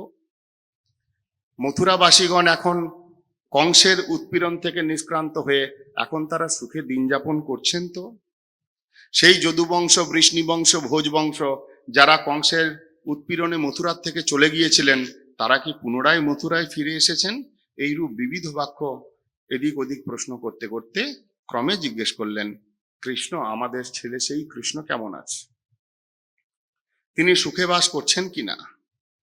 তিনি কি কোনো সময় তার বিবিধ চিন্তা, তিনি যখন ব্রজ ছেড়ে গেছিলেন তখন বলে গেছিলেন আমি খুব তাড়াতাড়ি ফিরব, কিন্তু যখন কংস বধ করলেন, কংস বধ করে যখন উগ্রসেনকে রাজ আসনে বসালেন, তখন পিতা নন্দকে বললেন যে এখন আমি গেলে এই মথুরা নগরীটা খুব বিশৃঙ্খল, একটু সুসংবদ্ধ করে দিয়ে আমি ফিরব, অতএব তোমরা ফিরে যাও। যতক্ষণ নন্দ মহারাজ ফিরে আসে নাই ততক্ষণ ব্রজবাসীগণের মধ্যে একটা আশা ছিল, যেহেতু কৃষ্ণ বলেছিলেন আমি 3 দিনেই ফিরব, 2-3 দিন কোনো ক্রমে অপেক্ষা করছিলেন। কিন্তু নন্দ মহারাজ যখন সেই ধনুর্যজ্ঞের পরে অন্যান্য গোপগণকে নিয়ে ফেললেন, কিন্তু কৃষ্ণ বলরাম এলেন না, এই অবস্থা যেদিন থেকে দর্শন করেছেন যশোদামাই স্তব্ধীকৃত দশা লাভ করেছেন এবং ব্রজ গোপিনীগণ মহা বিরহ সাগরে পতিত হয়েছেন। সেই দিন থেকে তাদের আর বাহ্য জ্ঞান এক প্রকার নাই বললেই চলে। অতএব নন্দ মহারাজ বলছেন উদ্ধবকে, আমাদের ছেলেটা এত চিন্তা, এত তার দায়িত্ব এখন মথুরার মধ্যে, আমাদের কাছে যখন ছিল তখন তো কেবল খেলাধুলায় পার করেছে, এখন কি সেই সব দায়িত্ব ঠিকভাবে পালন করতে পারছে? মথুরা নগরী কি তার দ্বারা সুসংবদ্ধ হয়েছে? এত প্রশ্ন করবার একটাই কারণ, কৃষ্ণ কবে ফিরবেন সেটা মুখে বলতে পারছেন না। উদ্ধব মহারাজ কৃষ্ণের দ্বারা প্রেরিত হয়েছেন, তিনি ভাব বোঝেন, তিনি জানেন নন্দ মহারাজের হৃদয়ের অবস্থা, তিনি যশোদামাকে দর্শন করেছেন, তার ভাব লক্ষ্য করেছেন এবং মনে মনে ভাবছেন, এই যশোদা মা এবং নন্দ মহারাজ যারা কৃষ্ণের কথা বলতে বলতে কেঁদে ফেলছেন, যে কৃষ্ণের জন্য শাস্ত্রে ক্রন্দনটাকেই ভক্তি বলেছে, সেই কৃষ্ণের জন্য এরা কাঁদছেন। ভক্তি কি? ভক্তিযোগ, ভক্তিযোগ, ভক্তিযোগ ধন, ভক্তিযোগেই কৃষ্ণ নাম স্মরণ আর ক্রন্দন। এটাই যদি ভক্তি হয়, তাহলে নন্দ যশোদা যেটা করছেন সেটা শাস্ত্রসম্মত কাজ করছেন। তারা ভক্তির এমন একটা স্তর প্রাপ্ত হয়েছেন যে স্তরটা জগৎজীবের পক্ষে লাভ করা সম্ভব ছিল না। তারা নিত্যসিদ্ধ পার্ষদ, অতএব তাদের ভাবটা অতুল্য, এটা তিনি অনুভব করছেন। অতএব তাদেরকে অন্তর থেকে প্রণাম করছেন, সেই ভাবের প্রশংসা করছেন। এদিকে কৃষ্ণ পাঠিয়েছেন, তুমি সান্ত্বনা দাও। সান্ত্বনা দেওয়া মানে কি? যিনি কান্নাকাটি করছেন তাকে বলতে হবে তুমি কেঁদো না। উদ্ধবের জ্ঞান, গুরু বৃহস্পতির থেকে প্রাপ্ত সমস্ত শাস্ত্র শিক্ষা ওইখানেই স্তব্ধীকৃত হয়ে গেল। ভগবত লীলার কাছে জ্ঞান পড়া হতো, তিনি বুঝে উঠতে পারছেন না। তিনি যদি বলেন তুমি কেঁদো না, তাহলে শাস্ত্র বিরুদ্ধ কথা বলা হয়। তিনি একজন শাস্ত্র জ্ঞানী হয়ে এটা করতে পারেন না। আর তিনি যদি কাঁদতে বলেন, যদি কাঁদার থেকে প্রশমিত করতে না পারেন, তাহলে কৃষ্ণ যে আদেশ করে পাঠিয়েছেন কৃষ্ণ আদেশ পালন হয় না। অর্থাৎ কৃষ্ণের দেওয়া সেবাটা পরিপূর্ণ হয় না। কৃষ্ণের দেওয়া সেবা করবেন না শাস্ত্রের কথাকে স্বীকার করবেন? তার সমস্ত জ্ঞান পড়া হলো। একটু চেষ্টা করলেন বলবার যে হে নন্দ মহারাজ, তুমি এবং এই যশোদা মায়া, এই যশোদা রানী, এদের মতো মহাভাগ্যবান ইহলোকে আর দ্বিতীয় কেউ নাই। যেমনই বলেছেন, নন্দ মহারাজ একটু রুষ্ট হলেন, ক্রোধ ভাব প্রকাশ করে বললেন, হে উদ্ধব, তুমি নিতান্তই মূর্খ। গুরু বৃহস্পতি শিষ্যকে বলছেন তুমি নিতান্তই মূর্খ। যদি কৃষ্ণ আর বলরাম আমার কাছ থেকে চলে যায়, তারপরেও কি তাকে মহাভাগ্যবান বলা সাজে? আমার থেকে তো মহাভাগ্যবান ছিলেন দশরথ মহারাজ, যিনি নিজের পুত্রকে বনে যাওয়ার জন্য আদেশ দিয়েছিলেন। এমন একটা পরিস্থিতিতে পড়ে তিনি চাননি, তবু বনে যেতে হয়েছিল সেই রামচন্দ্রকে, এবং তার বিরহে সন্তপ্ত হয়ে তৎক্ষণাৎ নিজ প্রাণকে ত্যাগ করে রামচন্দ্রের চরণ সেবা করবার জন্য প্রস্তুত হয়েছিলেন। তিনি মহাভাগ্যবান। আমি তো মহাপাপী, আমি তো মহানিকৃষ্ট, যে কৃষ্ণকে নিজে হাতে মথুরায় রেখে এসেছি, সেইখান থেকে তাকে ফিরিয়েও আনতে পারলাম না। এখনো পর্যন্ত আমি জীবিত হয়ে আছি। তোমার এতটুকু বোধ নাই? তুমি কৃষ্ণ তুল্য আমার কাছে, পুত্র তুল্য, বালক তুল্য, তাই তোমার এই অপরাধটা আমি গ্রহণ করলাম না। কিন্তু তুমি নিতান্তই অবোধ, তোমার কোনো বুদ্ধি নাই, তোমার কোনো শক্তি নাই। যে কৃষ্ণ এই ব্রজকে রক্ষা করেছেন, যে কৃষ্ণ আমাদের প্রাণবল্লভ, যে কৃষ্ণ আমাদের সর্বস্ব, তাকে আমরা হারিয়ে আজকে এইখানে একাকিনী হয়ে বসে রয়েছি। তাদেরকে তুমি মহাভাগ্যবান বললে? উদ্ধব পুনরায় প্রয়াস করলেন সান্ত্বনা দেওয়ার। হে পিত, আপনি যাকে পুত্র বলছেন, প্রকৃতপক্ষে তিনি সর্বভূত অন্তর্যামী, তিনি সর্বব্যাপক। আপনি যাকে বলছেন তিনি এখানে নেই, তিনি সর্বত্র সর্বদা সর্বভূতে বিদ্যমান। তিনি বাসুদেব, বাসয়তি সর্ব আত্মকুক্ষি মধ্যে। তিনি আমার মধ্যে আছেন, তিনি আপনার মধ্যে আছেন, তিনি সর্বত্র আছেন। অতএব আমি আপনাদেরকে বড় ভাগ্যবান বলে মনে করি। উদ্ধবকে বললেন, নন্দ মহারাজ, যাকে তুমি ভগবান বলছো, আমরা তাকে পুত্র বলে জানি। ভগবান যিনি পরম সত্য বস্তু, আর আমার এই ছেলেটি পদে পদে মিথ্যা কথা বলতো, তুমি বলছো তাকে ভগবান? হ্যাঁ, গর্গমুনি বলেছিলেন বটে, ভগবৎ সম নারায়ণ সম গুণ এর মধ্যে লক্ষিত হবে। সেইটাই সবচেয়ে বড় কাল হয়েছে। আজকে তোমার কথাটা যদি সত্য বলে মনেও করি, গর্গাচার্যের কথাটা যদি সত্য বলে মনেও করি যে উনি ভগবান, তাহলে সেই ভগবান যে আজকে আমাদেরকে ত্যাগ করে চলে গেছেন, তাহলে বলো আমরা ভাগ্যবান না আমরা ভাগ্যহীন? এই বলতে বলতে নন্দ মহারাজের দুই চোখ থেকে অঝর ঝরে অশ্রু নির্গত হচ্ছে।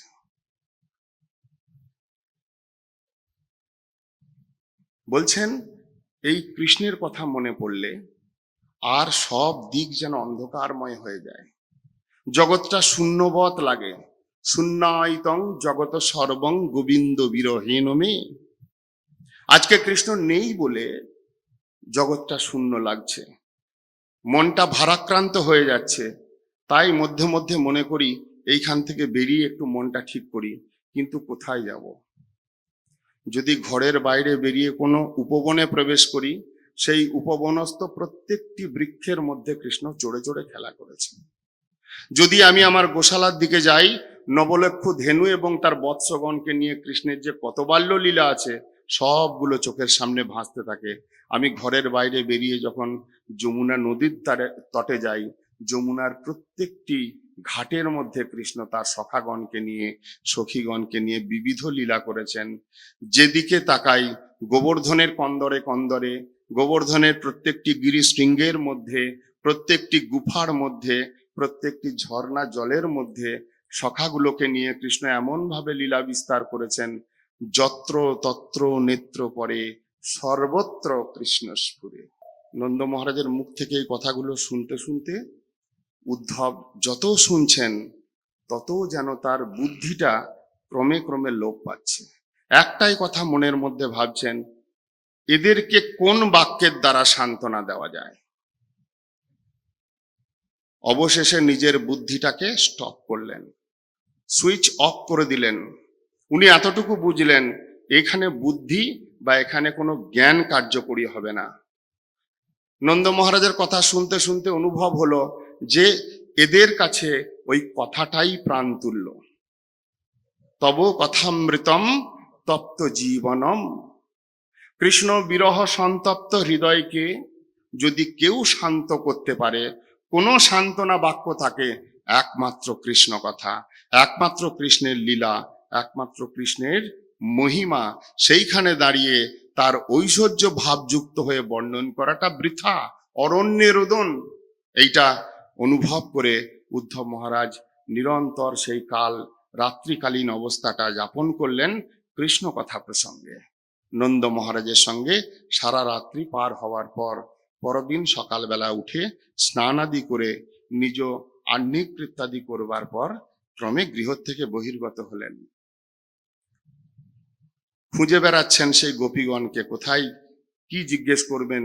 ব্রজের শোভা দেখতে দেখতে হঠাৎ একটা ধ্বনি আসলো, কৃষ্ণের বিরহে কিছু গোপীগণের বার্তালাপ শুনতে পেলেন। সেই বনমধ্যে প্রবেশ করলেন। যেমন প্রবেশ করলেন তখন কিছু গোপী ছিলেন, তারা বলছেন, হে মহাত্মা, আমরা তোমাকে কৃষ্ণের পার্ষদ বলে অনুভব করছি। যখন গতকালকে শ্রবণ করেছি তুমি এসেছো, তোমার রূপটা দূর থেকে দেখেছি এবং তোমার গুণের কথা শুনেছি, এখন তোমাকে সাক্ষাতে দর্শন করছি, বুঝতে পারছি কৃষ্ণই বুঝি তোমাকে এখানে প্রেরণ করেছেন, কৃষ্ণের পার্ষদ।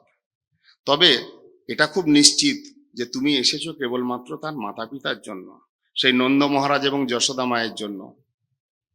কারণ যারা দুস্ত্যাজ্য এই সংসার গৃহ শৃঙ্খলাকে ত্যাগ করতে সমর্থ হন, সেই সমস্ত মুনি ঋষিগণ পর্যন্ত নিজ মাতা পিতাকে ত্যাগ করতে পারেন না। যারা ত্যক্ত গৃহাশ্রমী তারা পর্যন্ত নিজ মাতা পিতার মঙ্গল কামনা তখনও করেন। সকলকে ত্যাগ করে গেলেও নিজ আত্মীয় বর্গ এবং মাতা পিতাকে ত্যাগ করেন না। সেই জন্য কৃষ্ণ মনে হয় তোমাকে পাঠিয়েছেন নন্দ মহারাজ এবং যশোদা মায়ের কুশল বার্তা বা তাদের সান্ত্বনা প্রদানার্থ। গোপীগণ হৃদয়স্থ কথা উদ্গার করতে শুরু করলেন। বলতে বলতে বললেন, আমরা কোনো সময় তার সঙ্গে মিত্রতা করেছিলাম, কিন্তু আমরা বড় ভুল কাজ করেছি। আমরা মোহগ্রস্ত দশা লাভ করেছি। আমরা বুঝতে পারি নাই তার ভাবটা কিরকম ছিল। ঠিক যেরকম বেশ্যাগণ নির্ধন পুরুষকে ত্যাগ করে চলে যায়, ঠিক যেমন প্রজাগণ অসমর্থ রাজাকে আর শ্রদ্ধা সম্মান করে না, পরিত্যাগ করে। অধীত বিদ্যা শিষ্যগণ যেমন অধ্যাপককে ত্যাগ করে, পুরোহিতগণ যেমন দক্ষিণা পেলে সেই স্থানকে পরিত্যাগ করে, নিজ যজমানকে পরিত্যাগ করে আগে এগিয়ে যায়, কৃষ্ণ ঠিক সেই রকমই। যখন ব্রজে ছিলেন আমাদের সঙ্গে এত মিত্রতা করলেন, এত বন্ধুত্ব করলেন, যাকে দেখে আমরা সর্বত্যাগী হয়ে তার চরণে উপনীত হলাম বটে, কিন্তু তিনি বড় নিজ লক্ষ্যে স্থির, আমাদের দিকে বিন্দুমাত্র ভ্রুক্ষেপ না করে সর্বস্ব ত্যাগ করে তিনি আমাদেরকে এই বনের মধ্যে একাকিনী রেখে তিনি চলে গেলেন। আজকে তোমায় পাঠিয়েছেন, নিশ্চয়ই আমাদের জন্য পাঠাননি। এই বলতে বলতে গোপীগণ এগোচ্ছেন। উদ্ধব মহারাজ সেই গোপীগণকে অনুসরণ করতে করতে আর একটু নিভৃত বনে, আর একটু গভীর কুঞ্জের মধ্যে প্রবেশ করলেন। সেই কুঞ্জে প্রবেশ করে দেখলেন আরো বেশ কিছু গোপী। কোন এক গোপী নিজ ভাব সমুদ্রে নিমগ্ন রয়েছেন।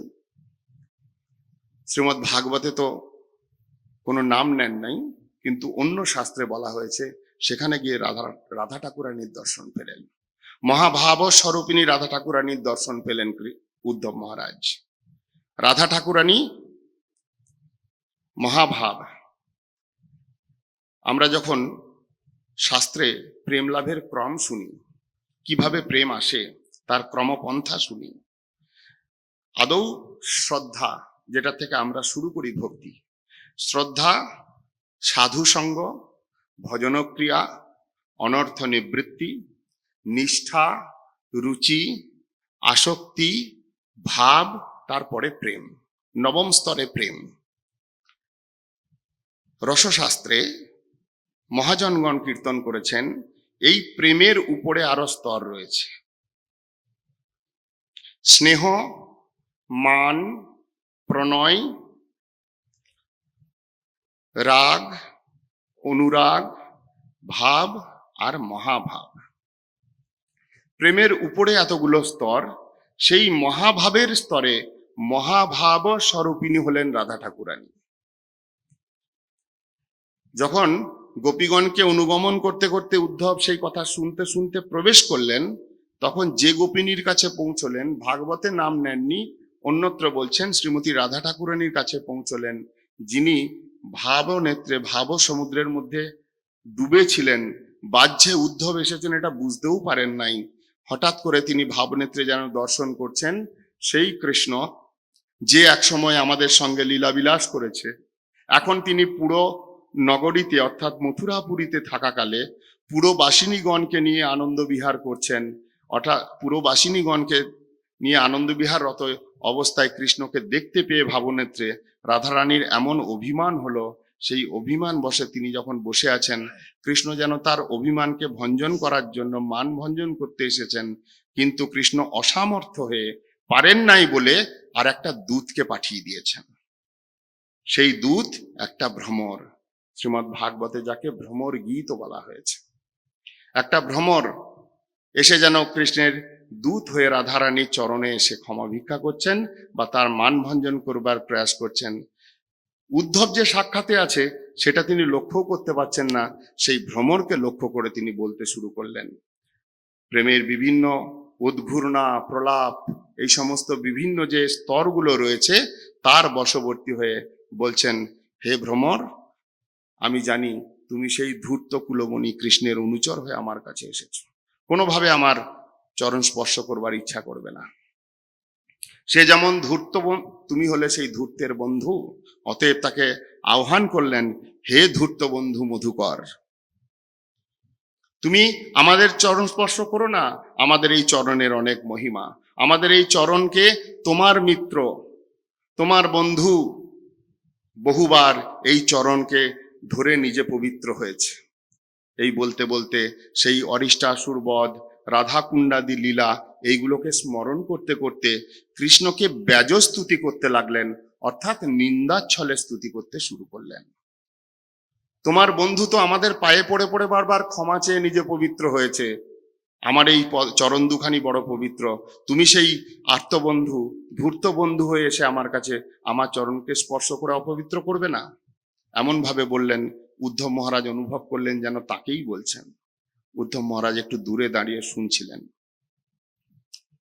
বলতে লাগলেন, যে রূপ পুষ্প সকলকে পরিত্যাগ করে অন্যত্র চলে যায় সেই মধু, সেই রূপ কৃষ্ণ আমাদেরকে একমাত্র আমাদের সে নিজের অধর সুধা পান করিয়ে, নিজের সঙ্গদান করে, আমাদের লালসাকে বৃদ্ধি করিয়ে তিনি আজকে পরিত্যাগ করে চলে গেছেন। এই রকম অকৃতজ্ঞ তোমার সেই বন্ধু। পূর্ণমাসী আমাদেরকে সাবধান করেছিল পদে পদে যে এর সঙ্গে তোমরা মিত্রতা করো না। আমরা পূর্ণমাসীর মুখে শুনেছি এ কত বড় নৃশংস। রামচন্দ্র অবতারে নিজে সুগ্রীবের সঙ্গে বন্ধুত্ব স্থাপন করে নৃশংসভাবে সেই বালিকে পিছন থেকে তীর মেরে বধ করেছিল। এত বড় নৃশংস একটা শূর্পণখা, সে একজন স্ত্রী, তাকে প্রতিরূপে পেতে চেয়েছিল, কি এমন দোষ করেছিল, কিন্তু তার নাক কানকে পর্যন্ত তার ভাইয়ের হাত দিয়ে ছেদন করিয়ে দিয়েছিল। এত বড় একজন নৃশংস, তার সঙ্গে আমরা মিত্রতা করেছিলাম, বড় ভুল করেছিলাম। পূর্ণমাসীর মুখ থেকে আমরা আরো শুনেছি ইনি কশ্যপ পুত্র হয়ে, অদিতি তনয় হয়ে বলি মহারাজকে বঞ্চনা করবার জন্য একটা ছোট্ট বটুক বামন রূপ নিয়ে পৌঁছালেন। 3 পাদ মাত্র ভূমি প্রার্থনা করলেন, আর সেই 3 পাদ ভূমি দেওয়ার জন্য বলি মহারাজ সরল প্রাণে যেমনই সংকল্পবদ্ধ হলেন, নিজের ওই ছোট্ট রূপ থেকে এক বিরাট রূপ প্রকট করে 2 পা দিয়ে সমগ্র জগৎ ব্রহ্মাণ্ডকে আবৃত করে যখন কোনো কিছু পেলেন না, তখন সেই সরল প্রাণ বলি মহারাজকে বরুণ পাশে আবদ্ধ করেছিলেন। এত বড় নির্দয়ী ব্যক্তি ইনি। আমরা বুঝতে পারি নাই এনার রূপটা এমন, এনার গুণটা এমন, এনার মোহনীয় মাধুর্য বেণু মাধুরী এমন, ওইগুলোতে আমরা আকৃষ্ট হয়ে গেছিলাম। সর্বাদ্ভুত চমৎকার লীলা কল্লোল বারিধি, অতুল্য মধুর প্রেম মণ্ডিত প্রিয় মণ্ডল, পরিকরগণ, কৃষ্ণের পরিকরগণের মহিমা উদ্ধব মহারাজ আজকে দেখছেন। এরা কি বলছে? এরা কৃষ্ণের নিন্দা করছে। যে কৃষ্ণের স্তব করবার জন্য বেদ শাস্ত্র পর্যন্ত যোগ্যতা লাভ করে নাই, যে কৃষ্ণের মহিমা বেদের গোপন ভাবে সর্বশ্রেষ্ঠ ফল রূপে শ্রীমদ্ ভাগবতে প্রকাশিত হয়েছে, সেই কৃষ্ণকে এরা নিন্দা করছে। প্রকৃতপক্ষে কি কৃষ্ণ নির্দয়ী, নৃশংসী? উদ্ধব মনে মনে ভাবছেন, কেন যখন শূর্পণখাকে ছেদন করলেন, আমরা জানি এটা বড় নিষ্ঠুর কাজ, কিন্তু শাস্ত্র বলছে শূর্পণখা যেহেতু অন্তর থেকে রামচন্দ্রকে প্রতিরূপে স্বীকার করে নিয়েছিলেন, রামচন্দ্র নিজ এক পত্নীধর ব্রত রক্ষা করে পরে কৃপা করবেন বলে তার নাক কান এমন ভাবে ছেদন করলেন যাতে দ্বিতীয় জন তাকে আর পত্নী রূপে বরণ করতে না পারে। এই কারণে শূর্পণখা ছেদন করেছিলেন। প্রকৃতপক্ষে তিনি নির্দয়ী নন, কিন্তু প্রিয়া যদি মান করি করয়ে ভৎসন, বেদস্তুতি হইতে হরে মোর মন। এই সমস্ত প্রিয়াগণ, কৃষ্ণ অন্তঃপ্রাণা প্রিয়াগণ যদি নিন্দাও করেন, আনুকূল্যময়ী নিন্দা, যার দ্বারা অভিনিবিষ্ট হয়েছেন, যার দ্বারা প্রেমেতে হাবুডুবু খাচ্ছেন, সেই নিন্দাটা কৃষ্ণের মনকে অধিক থেকে অধিক ভাবে আকর্ষণ করে। বেদস্তুতি হইতে, বেদেতে যে কৃষ্ণের এত স্তুতি করা হয়েছে, শাস্ত্রে এত মহিমা বলা হয়েছে, তার থেকে অধিক ভাবে কৃষ্ণের মনটা আকর্ষিত হয় এই সমস্ত প্রিয় ভক্তগণের ব্যজস্তুতি বা নিন্দা কথাতেও। বলতে লাগলেন, লক্ষ্মী দেবী দীর্ঘকাল তার চরণ সেবা করেছেন, তাও বুঝতে পারেননি লোকটা কেমন, সেই জন্য আবার তাকে প্রাপ্ত হওয়ার জন্য এখানে এসেছেন তপস্যারত অবস্থায়। আমরা কিন্তু লক্ষ্মীর মতো বোকা নই। একবার ভুল করেছি, তুমি এসেছো তার গুণগান করে আমাদের মনটাকে ঠান্ডা করে আবার তার কাছে নিয়ে যেতে, সেই ভুল আমরা আর করব না। আমরা একবার ভুল করেছি, পূর্ণমাসীর কথা শুনি নাই। এই নিষ্ঠুর নির্দয়ী নৃশংস ব্যক্তিটাকে ভালোবেসেছিলাম। কেন? কারণ তার রূপমাধুর্য, কারণ তার বেণুমাধুর্য, কারণ তার অদ্ভুত অদ্ভুত লীলা সমূহ, কারণ তার দয়ার অভিনয় তিনি আমাদের কাছে করেছিলেন। আমরা যখন সর্বত্যাগী হয়ে তার কাছে গেছিলাম, তিনি সর্বতভাবে আমাদের আশ্রয় দিলেন, কিন্তু আজকে সেই আশ্রয়কে শূন্য করে আমরা বনবাসিনী, আমাদেরকে একাকিনী ফেলে তিনি পুরনগরের মধ্যে আনন্দে বিহার করছেন। অতএব সেই রকম বন্ধুর সঙ্গে আর মিত্রতা করাতে এসো না। এই বলে সেই ভ্রমরকে লক্ষ্য করে নানান ভাবে ব্যাজস্তুতি ছলে কৃষ্ণের প্রশংসা করতে লাগলেন। ক্রমে উদ্ধব মহারাজ লক্ষ্য করছেন যে এরা এত কৃষ্ণের নিন্দা করছে, এরা এতভাবে কৃষ্ণের গুণ যেন শুনতে চাইছে না, এরকম বাহ্যে ভাব মাত্র, কিন্তু সেই সকাল থেকে দুপুর অতিক্রান্ত হয়েছে, দুপুর থেকে সন্ধ্যা প্রায়, যতক্ষণ সেই উদ্ধব মহারাজ রইলেন কেবল কৃষ্ণেরই কথা বললেন, কেবলই কৃষ্ণেরই কথা বললেন, কেবল কৃষ্ণের কথা, অন্য কথা বলছেন না, অন্য কথা শুনছেন না। উদ্ধব মহারাজ কয়েকবার চেষ্টা করলেন বলবার, কিন্তু কোনো সুযোগ না পেয়ে কেবল ওদের কথা শুনতে শুনতে যখন এইরকম ভাবে বিভিন্ন কথার দ্বারা রাধারানী বা অন্যান্য গোপীগণ বলতে বলতে এক প্রকার মূর্ছা প্রাপ্ত হলেন, অনেকক্ষণ পর আবার বাহ্য দশা এসে দেখতে পেলেন সেই উদ্ধব মহারাজ এসছে। তখন উদ্ধব মহারাজকে একটু কথা বললেন এবং বললেন যে আমি তো তোমাকে দর্শন করি নাই, নিশ্চয়ই কৃষ্ণ তোমাকে প্রেরণ করেছে। কৃষ্ণ কেমন আছেন? কৃষ্ণ কি আমাদের কথা কোনো সময় মনে করেন? কৃষ্ণ কি একবার আমাদের কাছে আসবার কোনো রকম ইচ্ছা প্রকাশ করেন? বলতে বলতে আবার বলছেন, না, কৃষ্ণ নিশ্চয়ই সেখানে অনেক ব্যস্ত। আমাদের এই ভাবের কথা কোনোভাবে কৃষ্ণের কাছে যেন তুমি বলবে না, কারণ কৃষ্ণ, উদ্ধব মহারাজ বললেন, যেমন আপনারা দুঃখী হয়ে আছেন, কৃষ্ণও কিন্তু আপনাদের জন্য এরকম কাতরভাবে ক্রন্দন করছেন। এই কথাটা শুনে সেই গোপীগণ আরো বেশি দুঃখী হলেন, আরো কৃষ্ণ কৃষ্ণ বলে কাঁদতে লাগলেন। অবশেষে বললেন, আমাদের এই ভাবের কথা কৃষ্ণের কাছে তুমি প্রকাশ করবে না। তুমি এসেছো কৃষ্ণের বার্তা নিয়ে, কৃষ্ণ কেমন আছে তুমি বলতে এসেছো, তুমি ভাবছো, তুমি অনেকবার বললে যে কৃষ্ণ আমাদের জন্য দুঃখী। এই কথাটা শুনে আমরা বেশি সুখী হব না, তার থেকে যদি আমরা শুনতাম যে কৃষ্ণ সুখে আছেন, ওইটাই আমাদের কাছে ভালো লাগতো। যেহেতু ভক্তের একটাই প্রার্থনীয়, সর্বথা এবং সর্বভাবে কৃষ্ণের সুখবিধান তাৎপর্যের দ্বারা তাদের হৃদয়টা গড়া। এই জন্য বললেন যে আমরা দুঃখী আছি কিনা এই কথাটা তুমি কৃষ্ণকে বলবে না, বললে কৃষ্ণ আরো অন্তর থেকে দুঃখী হবেন। আমাদের কারণে কৃষ্ণ দুঃখী হন, এইটা আমরা সহ্য করতে পারবো না। কোনো সময় ভাবেতে আবিষ্ট হয়ে বলছিলেন যে হে কৃষ্ণ, এইরকম কথা বলতে বলতে ওই ব্রজের থেকে মথুরা অভিমুখে মুখগুলো রেখে দুহাত তুলে কৃষ্ণকে আর্তনাদ করে ক্রন্দন করতে করতে প্রার্থনা করছিলেন। যেরকম ভাবে গৃহেতে আগুন লাগলে গৃহকর্তা গৃহ অভ্যন্তরস্থ বস্তুগুলোকে বা প্রাণীগুলোকে রক্ষা করবার জন্য গৃহের বাইরে বের করে দেয়, হে কৃষ্ণ তুমি আমাদের ভিতরে আগুন লাগিয়ে গেছো, বিরহরূপ অগ্নিতে আমরা দগ্ধীভূত হচ্ছি, কিন্তু তুমি বাইরের থেকে ছিটকিনি মেরেছ, বেরোতেও দিচ্ছ না। কি বলে গেছো? আমি ফিরে আসব।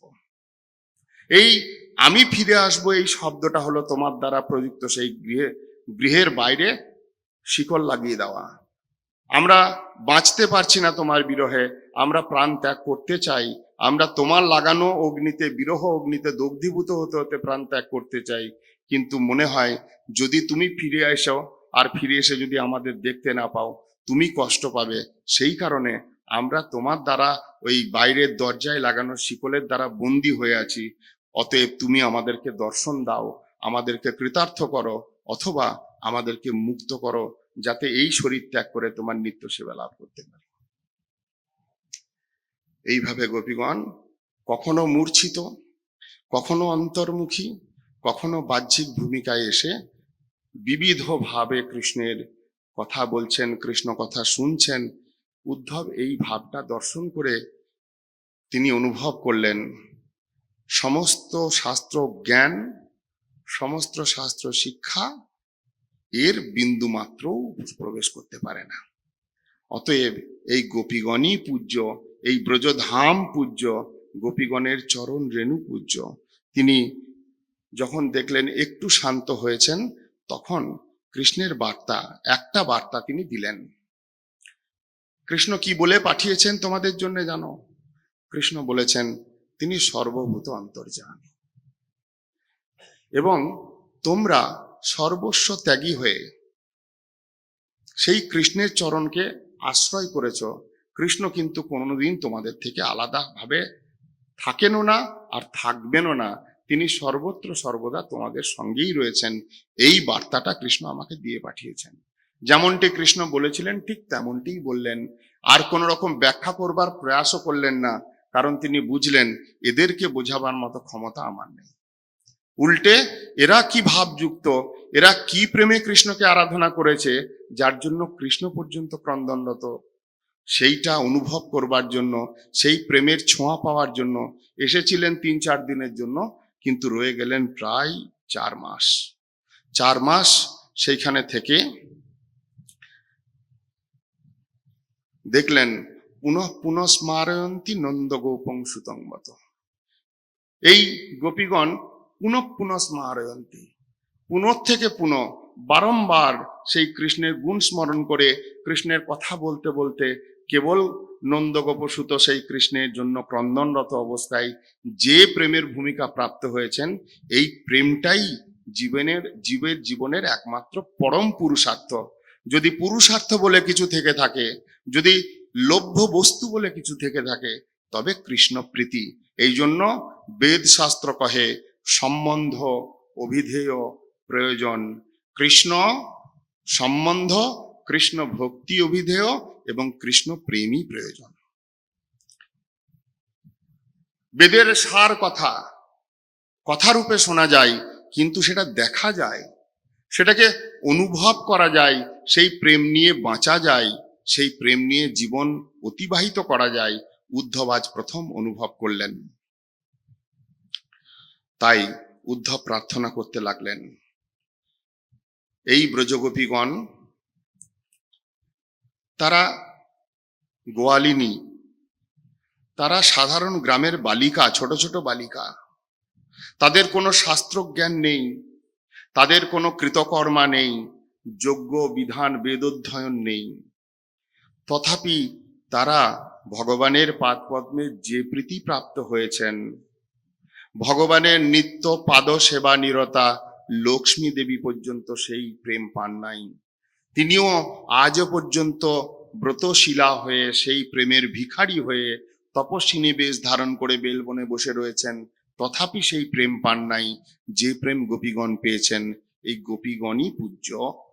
তাই বললেন, আসাম অহো চরণ রেণুজুষাম অহম শ্যাম বৃন্দাবনে কিমপি গুল্ম লতৌষধীনাম যা দুস্ত্যজন স্বজনম আর্য পথঞ্চ হিত্বা ভেজুর মুকুন্দ পদবীম শ্রুতি বিমিগ্রাম। এই ব্রজে জন্ম নেব, এই ভাবটা পর্যন্ত আমার পক্ষে ধৃষ্টতা হবে, কারণ এটা কোনো সাধারণের স্থান নয়।